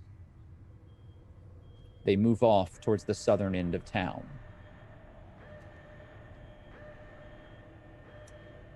You have your weapons on you, Lamp? I do. Both of you see Faith and Rowan loading up their gear, and the two of them walk out of the tent with large packs. And the small hut that Faith was taking care of her brother and Inez in, they leave those areas and they're loading up the ATV. They sort of look at you, and Faith sort of narrows her gaze. Did you two get everything you want out of here? We're not coming back. Can it be that we grabbed everything that we wanted? Yes. Okay. Yeah. How about Yeah. you guys? Yeah. We've got everything we need. Good luck, I guess. She turns and walks back, and you can see her with Faith, she stops.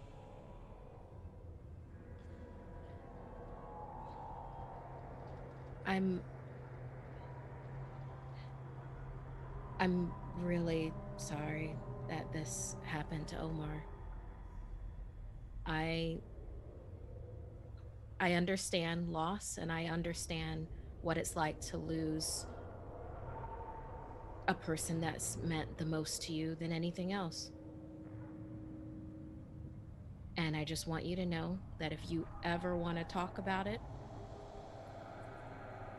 I do know and I do understand. Good luck getting back to Citadel. Yeah. She turns and she stops for a minute, though. And then you can see that she looks back at you, Achira, and then kind of hurriedly turns, and she and Rowan enter into the hut and carry the body bag with Omar in it back towards the vehicle as you and Lampwick stand there with all of your gear. Rowan is loading things up. You should be fine in like 24 hours.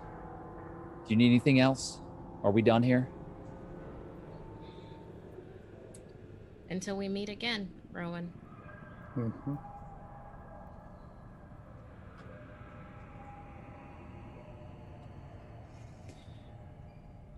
Yeah.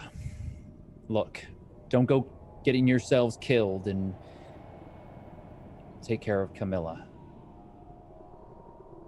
We'll do what we can. Did you take off everything that you needed with the ATV? I mean, the body is taken off. I mean, I wanted you to take it off. You took it off. I'm not taking it with me. We're not taking that back to the Citadel. We want to find out what's going on, but I'm leaving that to you, Lampwick. We had a deal, so when you figure out what they're up to, you're going to let us know, right? Mm-hmm. You got it. Just want to keep the peace. We're all trying to survive. If you would like, you can detect motives. Yes, I would like.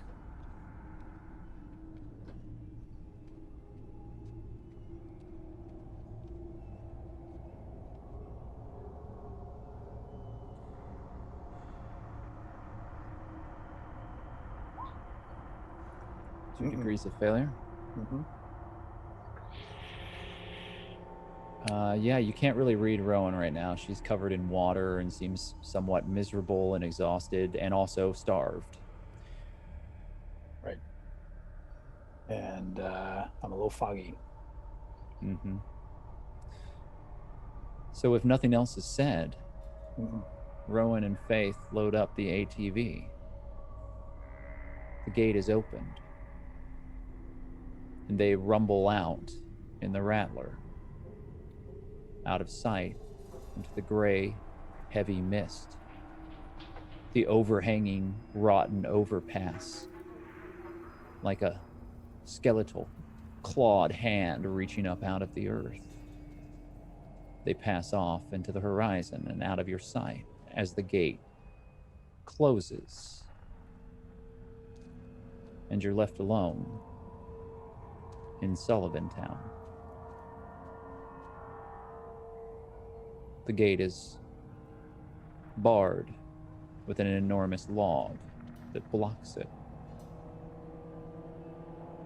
The large man, Barak, and Jonesy, the older man who seems to be the leader of this group, turn, and they look relieved to see the Citadel leave. What do you do?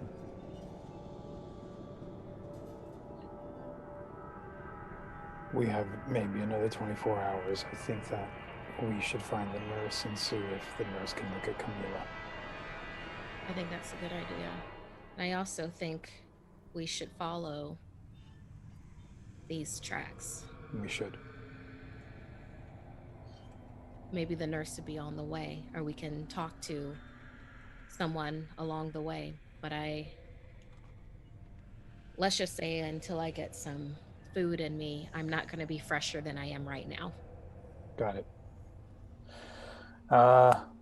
We'll walk in the direction of these tracks, and if anyone stops us, we'll ask for the nurse. That's who we're looking for. Start walking through the heavy, muddy streets. This place is sizable. In the center, however, there are large barrows, graves that have been built up. The dead weren't buried very deep.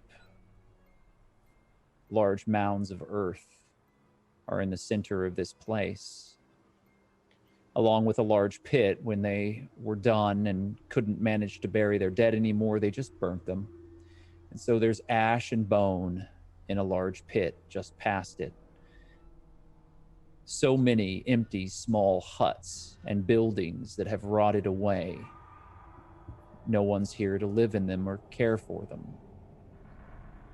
This entire community could blow away in the wind in just a short year, and no one would ever know that it was here. It's more of a junkyard than anything else. There are rotten, empty, old, rusted vehicles pulled from the overpass and used to stack together to form walls. The rain is everywhere, continues to pour down in sheets, and there's thunder and lightning in the sky as it begins to get dark.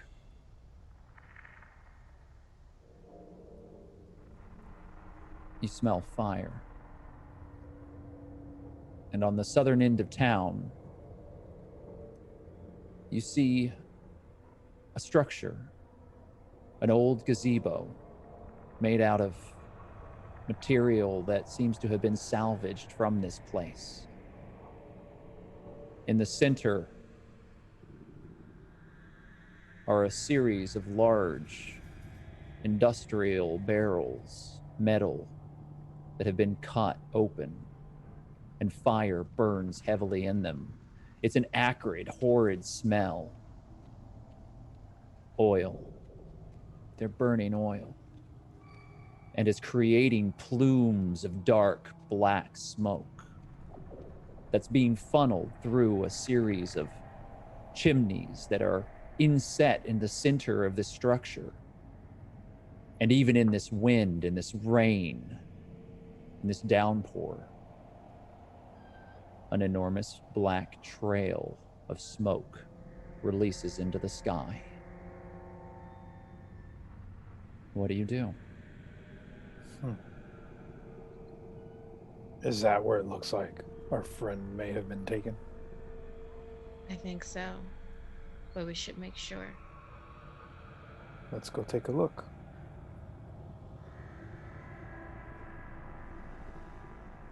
The rain continues to pour. Your feet stick heavily in the mud. Achira, you do find a small pool of the black blood and another series of drag marks that look like a body has been pulled this way.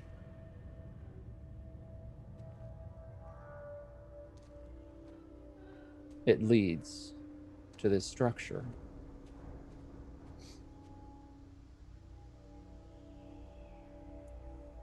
We go to it. Yeah. As you approach, I'll allow you both to make a spot listen or a search.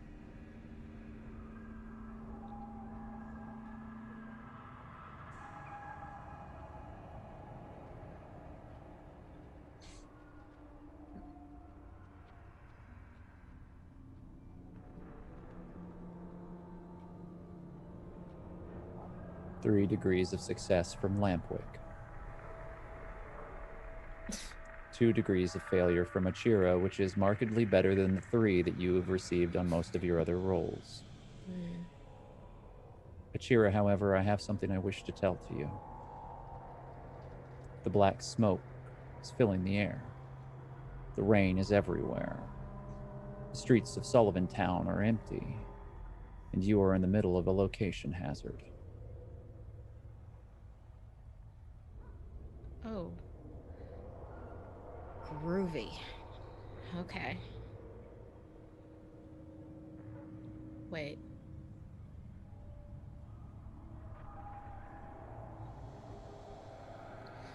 Hmm. It suddenly became a location hazard, and there's no one else here but myself and Lampwick.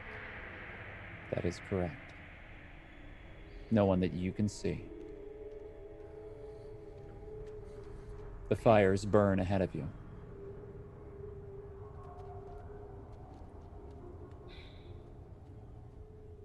Do I notice anything yet? Are both of you approaching the fires? Lampwick, go in front of me. I've got your back. Okay. I do that, and I carefully approach, keeping distance just in case, and I have my hands on my pistol and on the Citadel sword.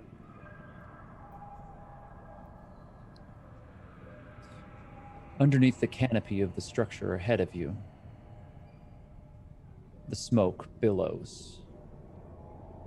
Both of you begin coughing at the acrid, thick, black smoke. It is difficult to breathe, but you're able to manage. Achira, it seems to be harsher for you. Do we have like any like bandana or something like that?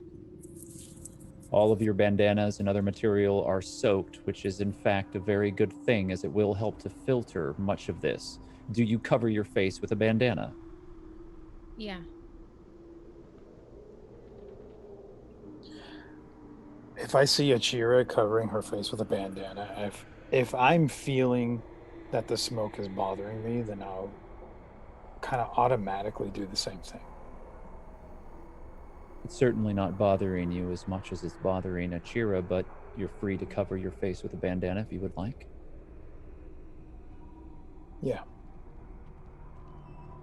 I do that. I want both of you to make either a spot listen or a search.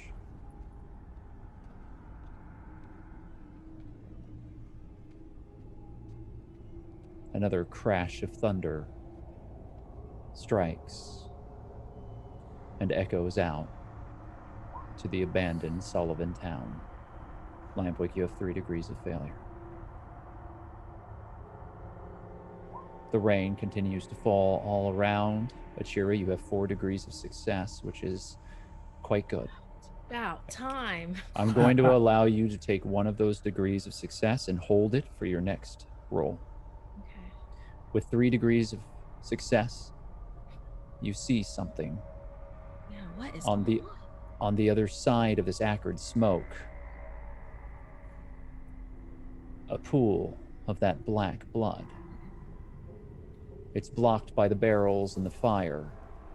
Do you walk around it to investigate? Yeah, you don't touch black bile unless you absolutely have to. You make your way around, and you see that there's a lot of it here. But you find no body. Just the barrels and the fire. But you see something else. In the middle of the blood. A small, squashed piece of lead. Lead? A bullet.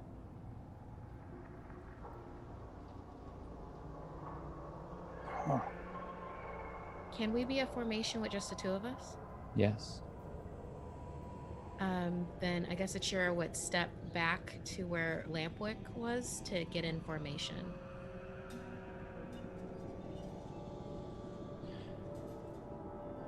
And she tell Lampwick what she saw. What kind of blood? Like the dark Romero blood? Like black bile. Like that. Why would someone fire a bullet into that? No, or why maybe it got pulled, someone pulled a bullet out of the body and left it there. But there's no body here. What about in that fire? Have we taken a good look at the fire yet? I mean, I took a pretty good look around Lamp and I didn't see a body. This is really weird.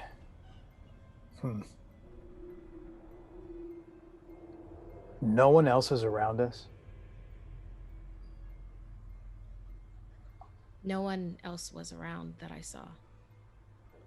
I don't recall hearing a gunshot. And but it was, Rowan shot it a number of times. Right. Maybe it pulled the bullet out of itself. It's not alive. It's dead, Lamp.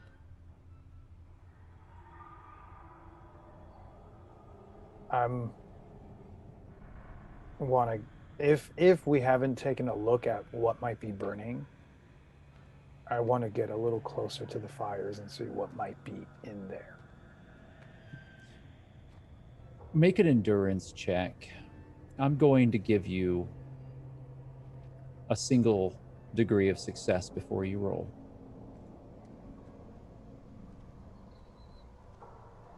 And that's for me, yes? If you're the one getting close to the barrels, yes.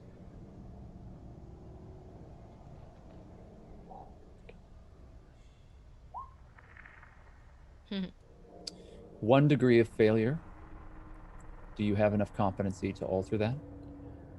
I do. I have one competency left. So if I add that to it, then it will make it a success, right? It will make it a wash.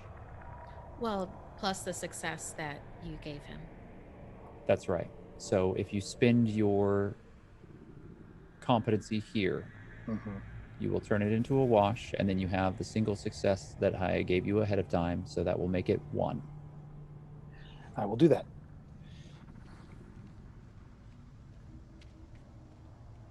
You still cough and hack at this acrid, horrid smoke. There are barrels with an oily substance that are burning, and it's hard to see through the fire. It's burning so hot. You think that this is crude oil, unrefined. Also, perhaps fat. There are herbs, dried leaves scattered around the barrels. They've been tethered and bound together. And in the center of these barrels, as you get closer,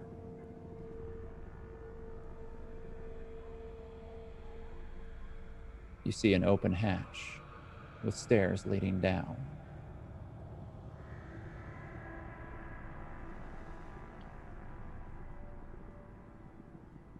I will point that out to Achira. So there's a hatch. Does it seem like we can get to the hatch without encountering any of the fire? Is it hazardous to get to that hatch? You could try. The barrels are very hot, almost glowing red. Fire is leaping up from the lips of them. The smoke is very heavy. As long as you were very, very careful, you could pass by.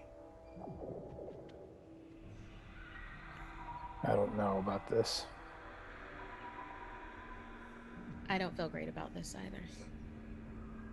Look, we both are at our best right now. This is a strange scenario. I say let's find the nurse. I think that's a good idea. One final spot listen from Lampwick as he stands closer to the hatch.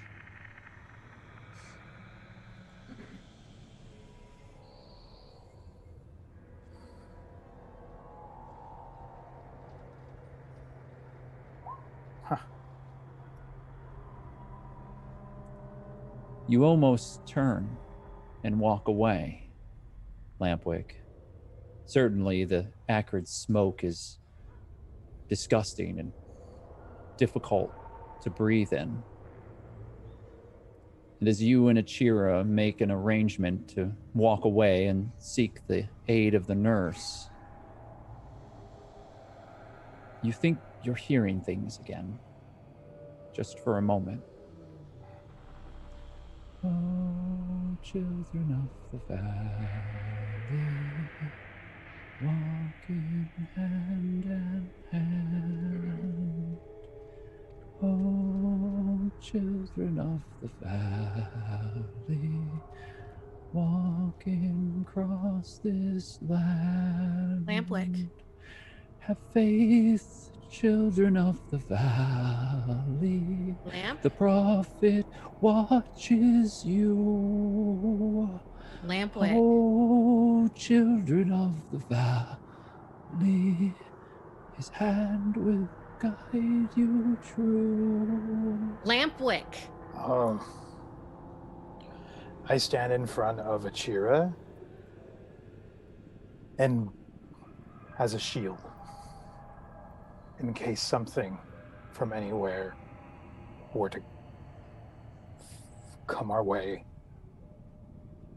I just stand with my arms stretched out and I close my eyes and I brace myself. Achira takes one of his hands and then like starts pulling him out of the shack. Okay, so I need you to make a lift pull, please, as you try to pull him. I'm not trying to do this in an aggressive way. Okay. So this is literally like, hey, buddy. Mm-hmm. Hey. It's up to you then as to whether or not you hear this or respond. Then Lampwick.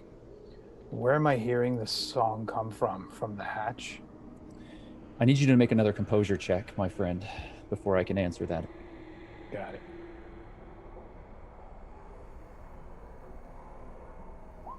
Whew. You have succeeded with 2 degrees of success. Congratulations. The moment where you thought that this was not real has passed, and you realize that someone, a familiar voice, is singing, and she's below, down where those stairs lead. And it sounds like the old woman from way back when. You would never, ever mistake that voice. It's her. She's here.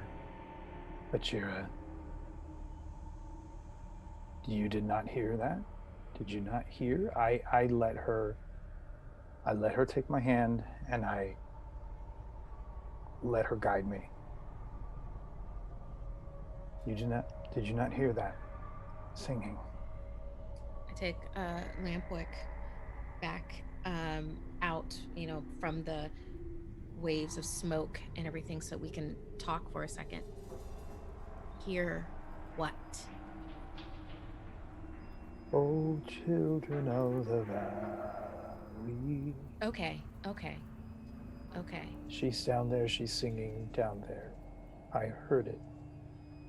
The old woman from before is here. How would she have found us? This place? I don't know, maybe she's been here. The last time we saw her was in Grey Ridge. Like this is in the middle of nowhere. Hey, you two! You hear the son of Jonesy, Robin, in his 30s, bedraggled, ear cut off by Rowan, face scarred, 2 fingers missing from his hand, all because of the Citadel.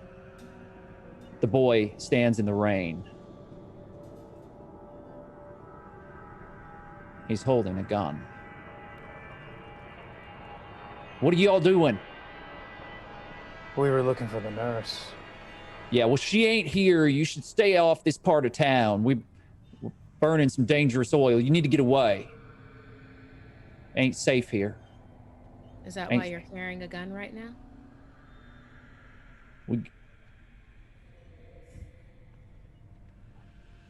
We thought maybe they'd be back. Citadel. You know we're not Citadel, right? Sir, I just know you came in with them, and we don't want any trouble. We don't either. We're as All right. relieved as you are that they left. Yeah. Do you have a radio?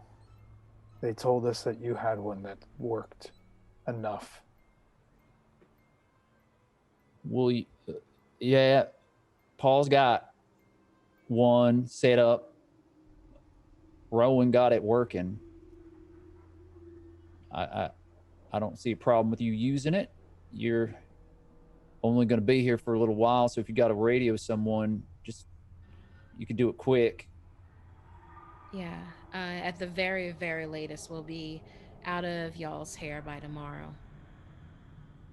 It's just while he's using the radio, can I go see your nurse? We need to make sure that Camilla, she's pregnant. We have to make sure that she's all right. She's busy.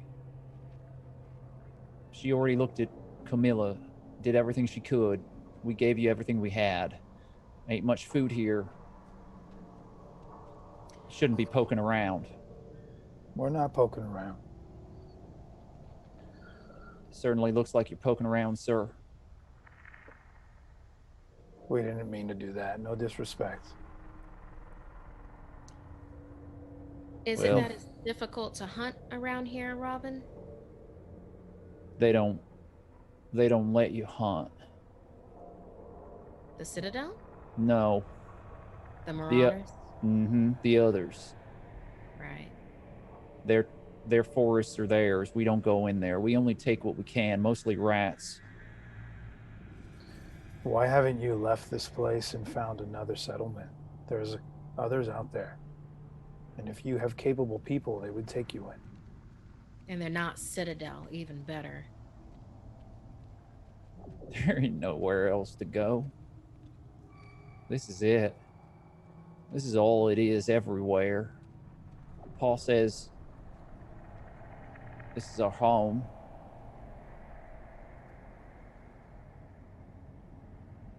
And we got business, you know? Things we got to attend to. It ain't none of your concern. Just get away from there. It's dangerous. I start walking kind of away from to kind of hopefully ease his anxiety. From somewhere deep down those steps, you hear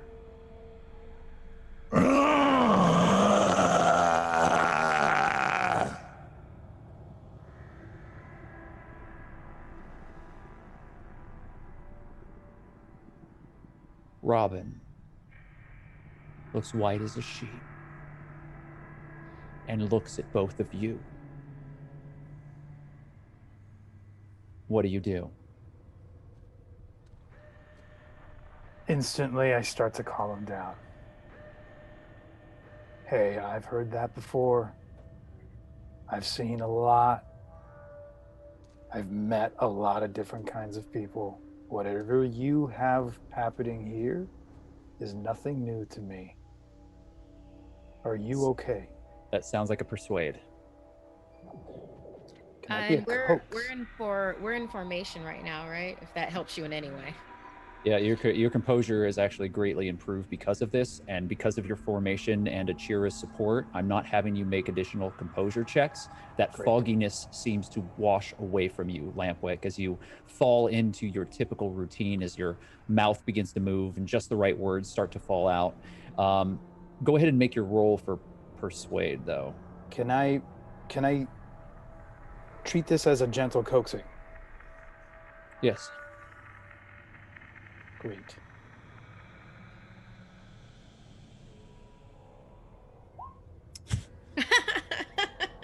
Five degrees of success. He's back.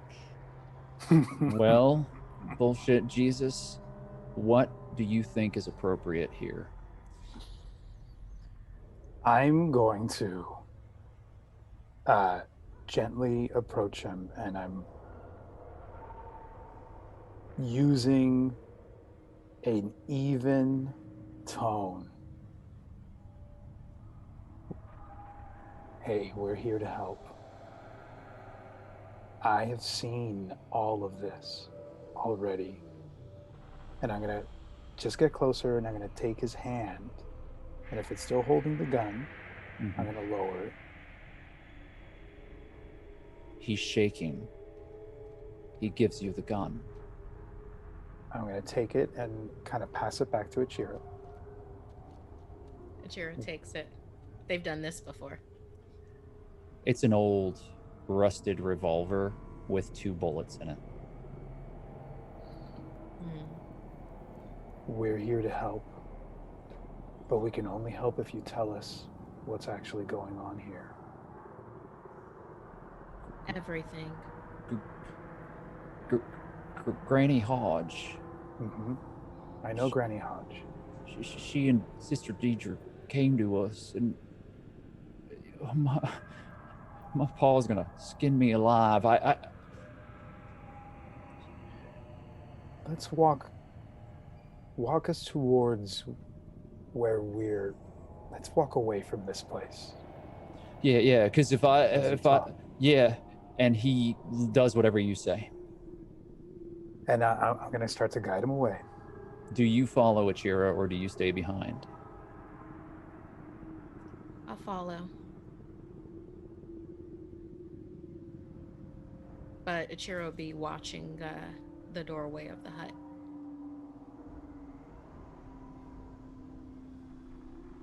Whatever's happening here, you can tell us.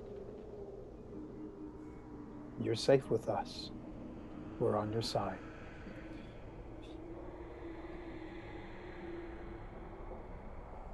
Have they been hurting any of you? He just instinctively raises a shaking hand up to where his ear was and across the scars on his face and looks at his hand, 2 mutilated stumps where his fingers used to be. They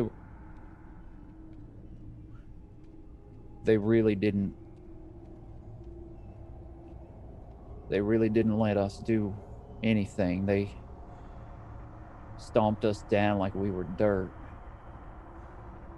And yeah, some in the community wanted to break away and to take what the Citadel had. They didn't think that they had any right to tax us or... You know, we did that scavenging. We found those old storehouses. We built the oil, and we were making the biodiesel ourselves. It weren't theirs. It never is. But they just came and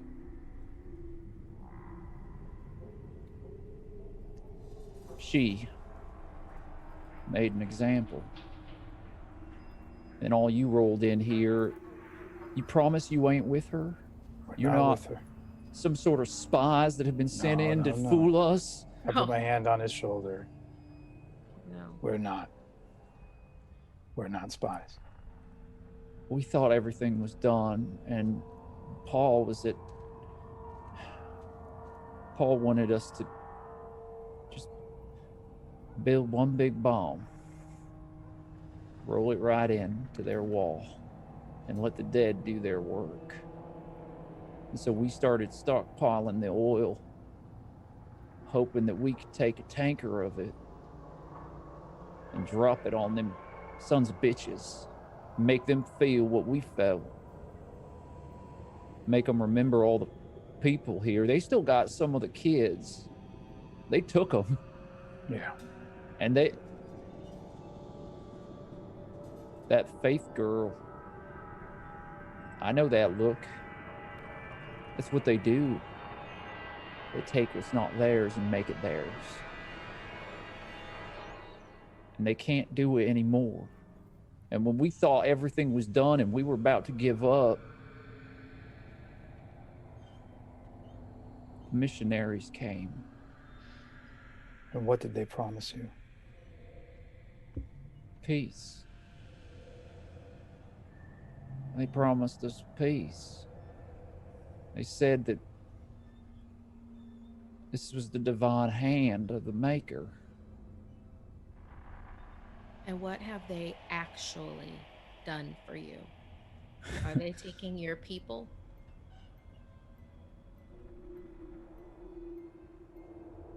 He looks a little more suspicious, but he's still relaxed by everything that Lampwick is saying.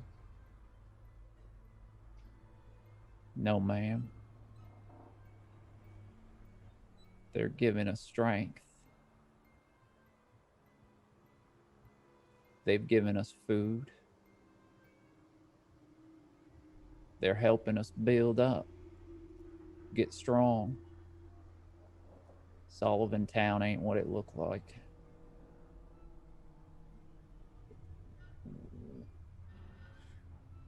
We got means now. What kind of food are they giving you? There's another crash of thunder. Then you hear something that might have been another roar echoing far in the distance. What do you mean, what kind of food?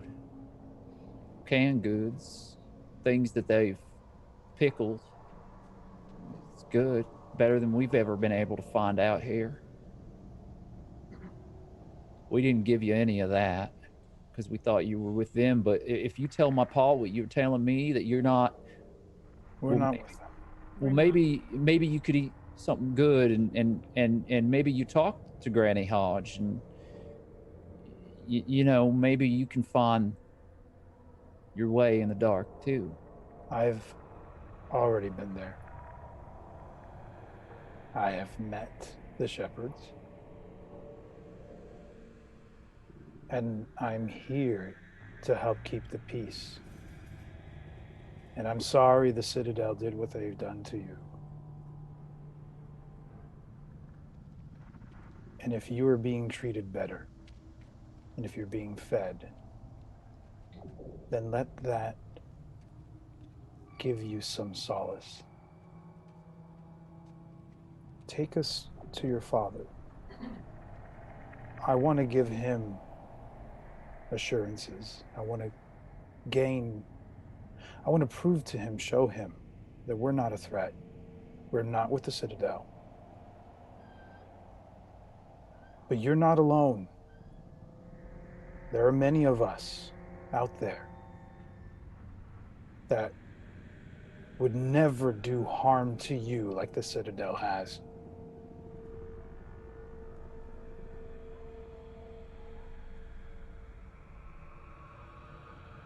The Citadel and Enders and Ragged Bone that pass through here, they all say shepherds. It makes sense because that's what they is. They're gathering a flock. The faithful. You're a part of that? You're believers? We're all a part of that. Each in our own way. He looks to you, Achira.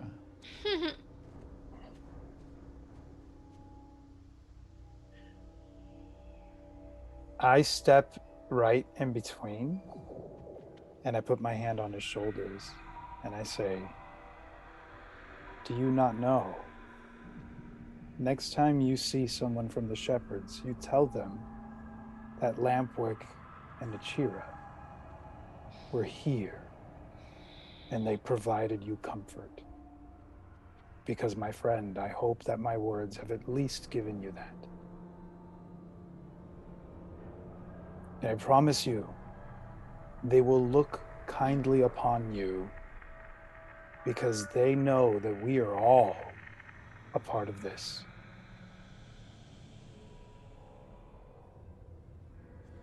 All right, mister. I'll take you to see my pa, but I think it's best if you stay away from this place. I don't know much, but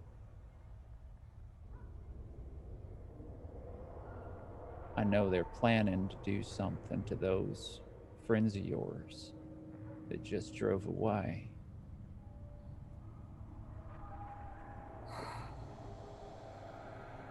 I'm not surprised.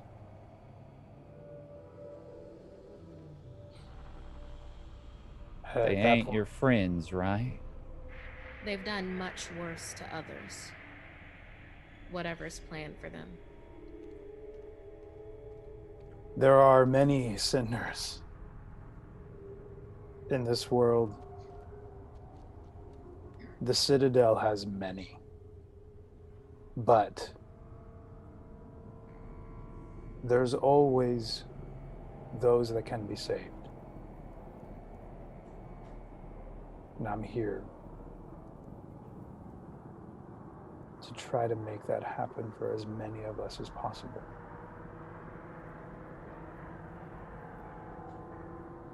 You're in good hands. Let's go talk to my pa. He stands up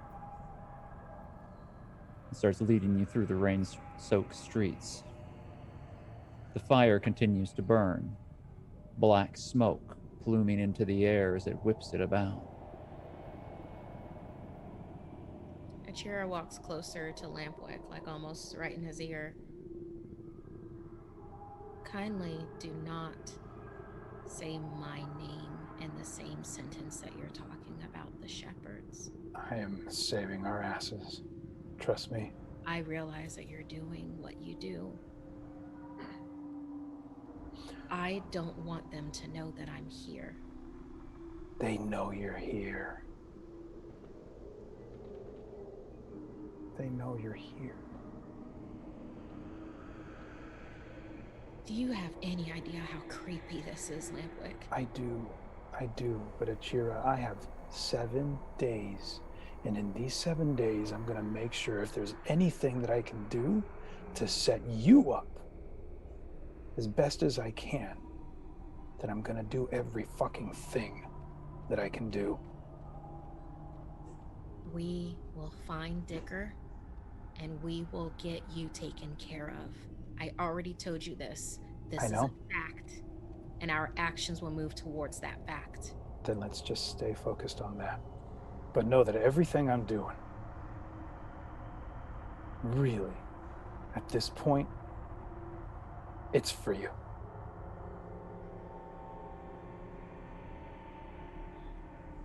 Robin, boy, get. I'll tan your damn hide. You see Jonesy and Barack make their way towards you, the large man looming over the older man, as both of them rain-soaked and covering themselves in ragged bits of tarp, multiple layers with fingerless gloves, still filthy despite the rain. Robin looks nervous. Paul, you gotta talk to them. They know she's here. What? Jonesy steps closer to his son. Boy, he grabs him by the shoulder and pushes him down the street. Go tend to the wall. The older man turns to the two of you and stares very levelly. I meet his eyes. Sir, no disrespect. We are here as your guests. But I must tell you that I am pleased to learn of the guest that you have here. And also, Robin didn't tell us. We knew for ourselves. Oh, children of the valley. That song has made its way around. I've heard it, I know it. We know of what the Citadel has done to you. And if they're here, those that are called the shepherds, and if they're taking care of you, then they are doing what they should be doing, what they've told me they would be doing. Whatever I need to do to show you, to tell you, to assure you, I'm happy to do. I am an acquaintance of Brother Hayward. I'm not sure if you've met him. I've heard the name. I have been with him, spent some time with him. And I have been sent out into the world to ascertain the state of its moral standing, among other things. But we are friends. Even if you don't believe me, you will know. The Citadel. They killed that watcher that was strapped to the top of your vehicle. They did. He was my friend.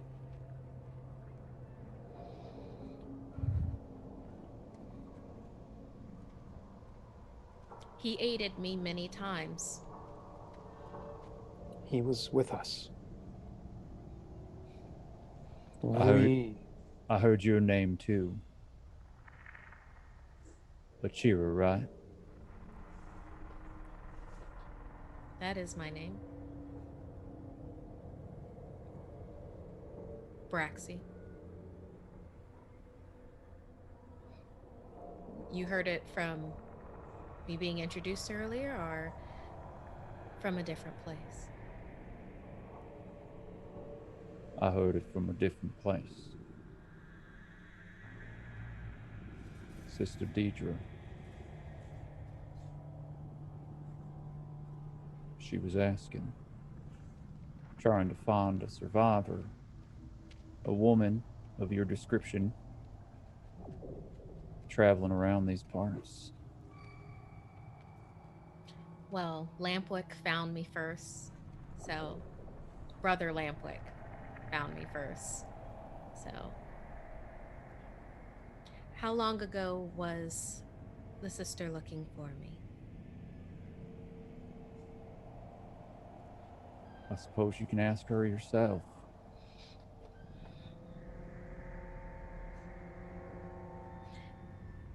The rain continues to fall around you. Another crack of thunder.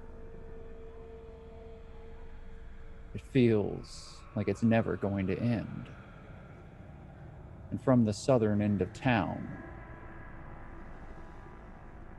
7 figures approach. 6 of them seem quite normal, various members of Sullivan Town. 2 of them are dressed in all black, and though they are wet with rain, they're immaculate, untouched by the filth of this place. An old woman that's very familiar to you, Achira, Lampwick, who you assume must be known as Granny Hodge, and a younger woman,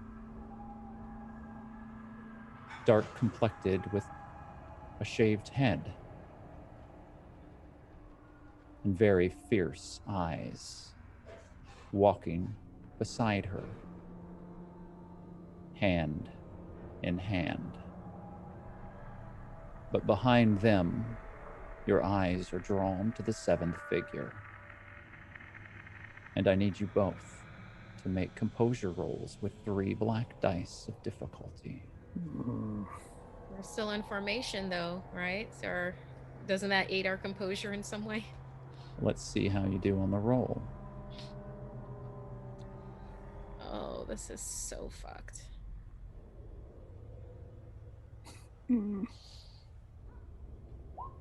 Oh.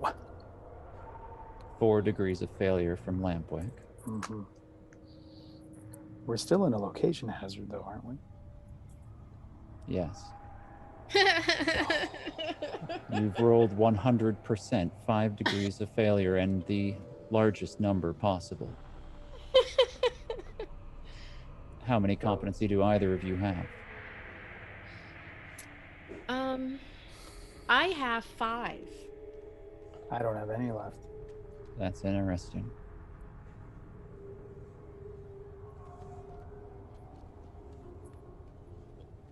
Can I split my 5 between the two of us? You may. Would you like to reduce both of you to 2 degrees of failure each? Yes. That means that you're stunned, unable to speak, and for a long moment, neither of you will be able to act. It's fear, and it's rising up within you. However, since you're in a formation still, I will not cause you to break and run. You stand your ground. The 7th figure doesn't make sense. You've seen so much since your early days on the Ender's Line. Horrible things. Mutilations and terrifying things that have come after you. Large, brutish forms that spoke your name with dead lips. But this is worse. It walks upright, much like a human would. And perhaps that is what it once was. But its limbs are long and drawn out, unbelievably stretched forward. The fingers are contorted, and jagged bone-like spires rise from their tips. The flesh is pale and translucent like a jellyfish, and underneath there is coursing black veins, making it look like broken porcelain on a doll. Where a face should be on a long, spindly neck is a large, broken hole filled with sharp, jagged teeth, and a tongue that lolls out of the body and drags across its flesh. 2 empty black eyes. Its legs are much shorter, and it pulls itself forward behind the other 2 as they sing together. And that is where we're going to end our session tonight.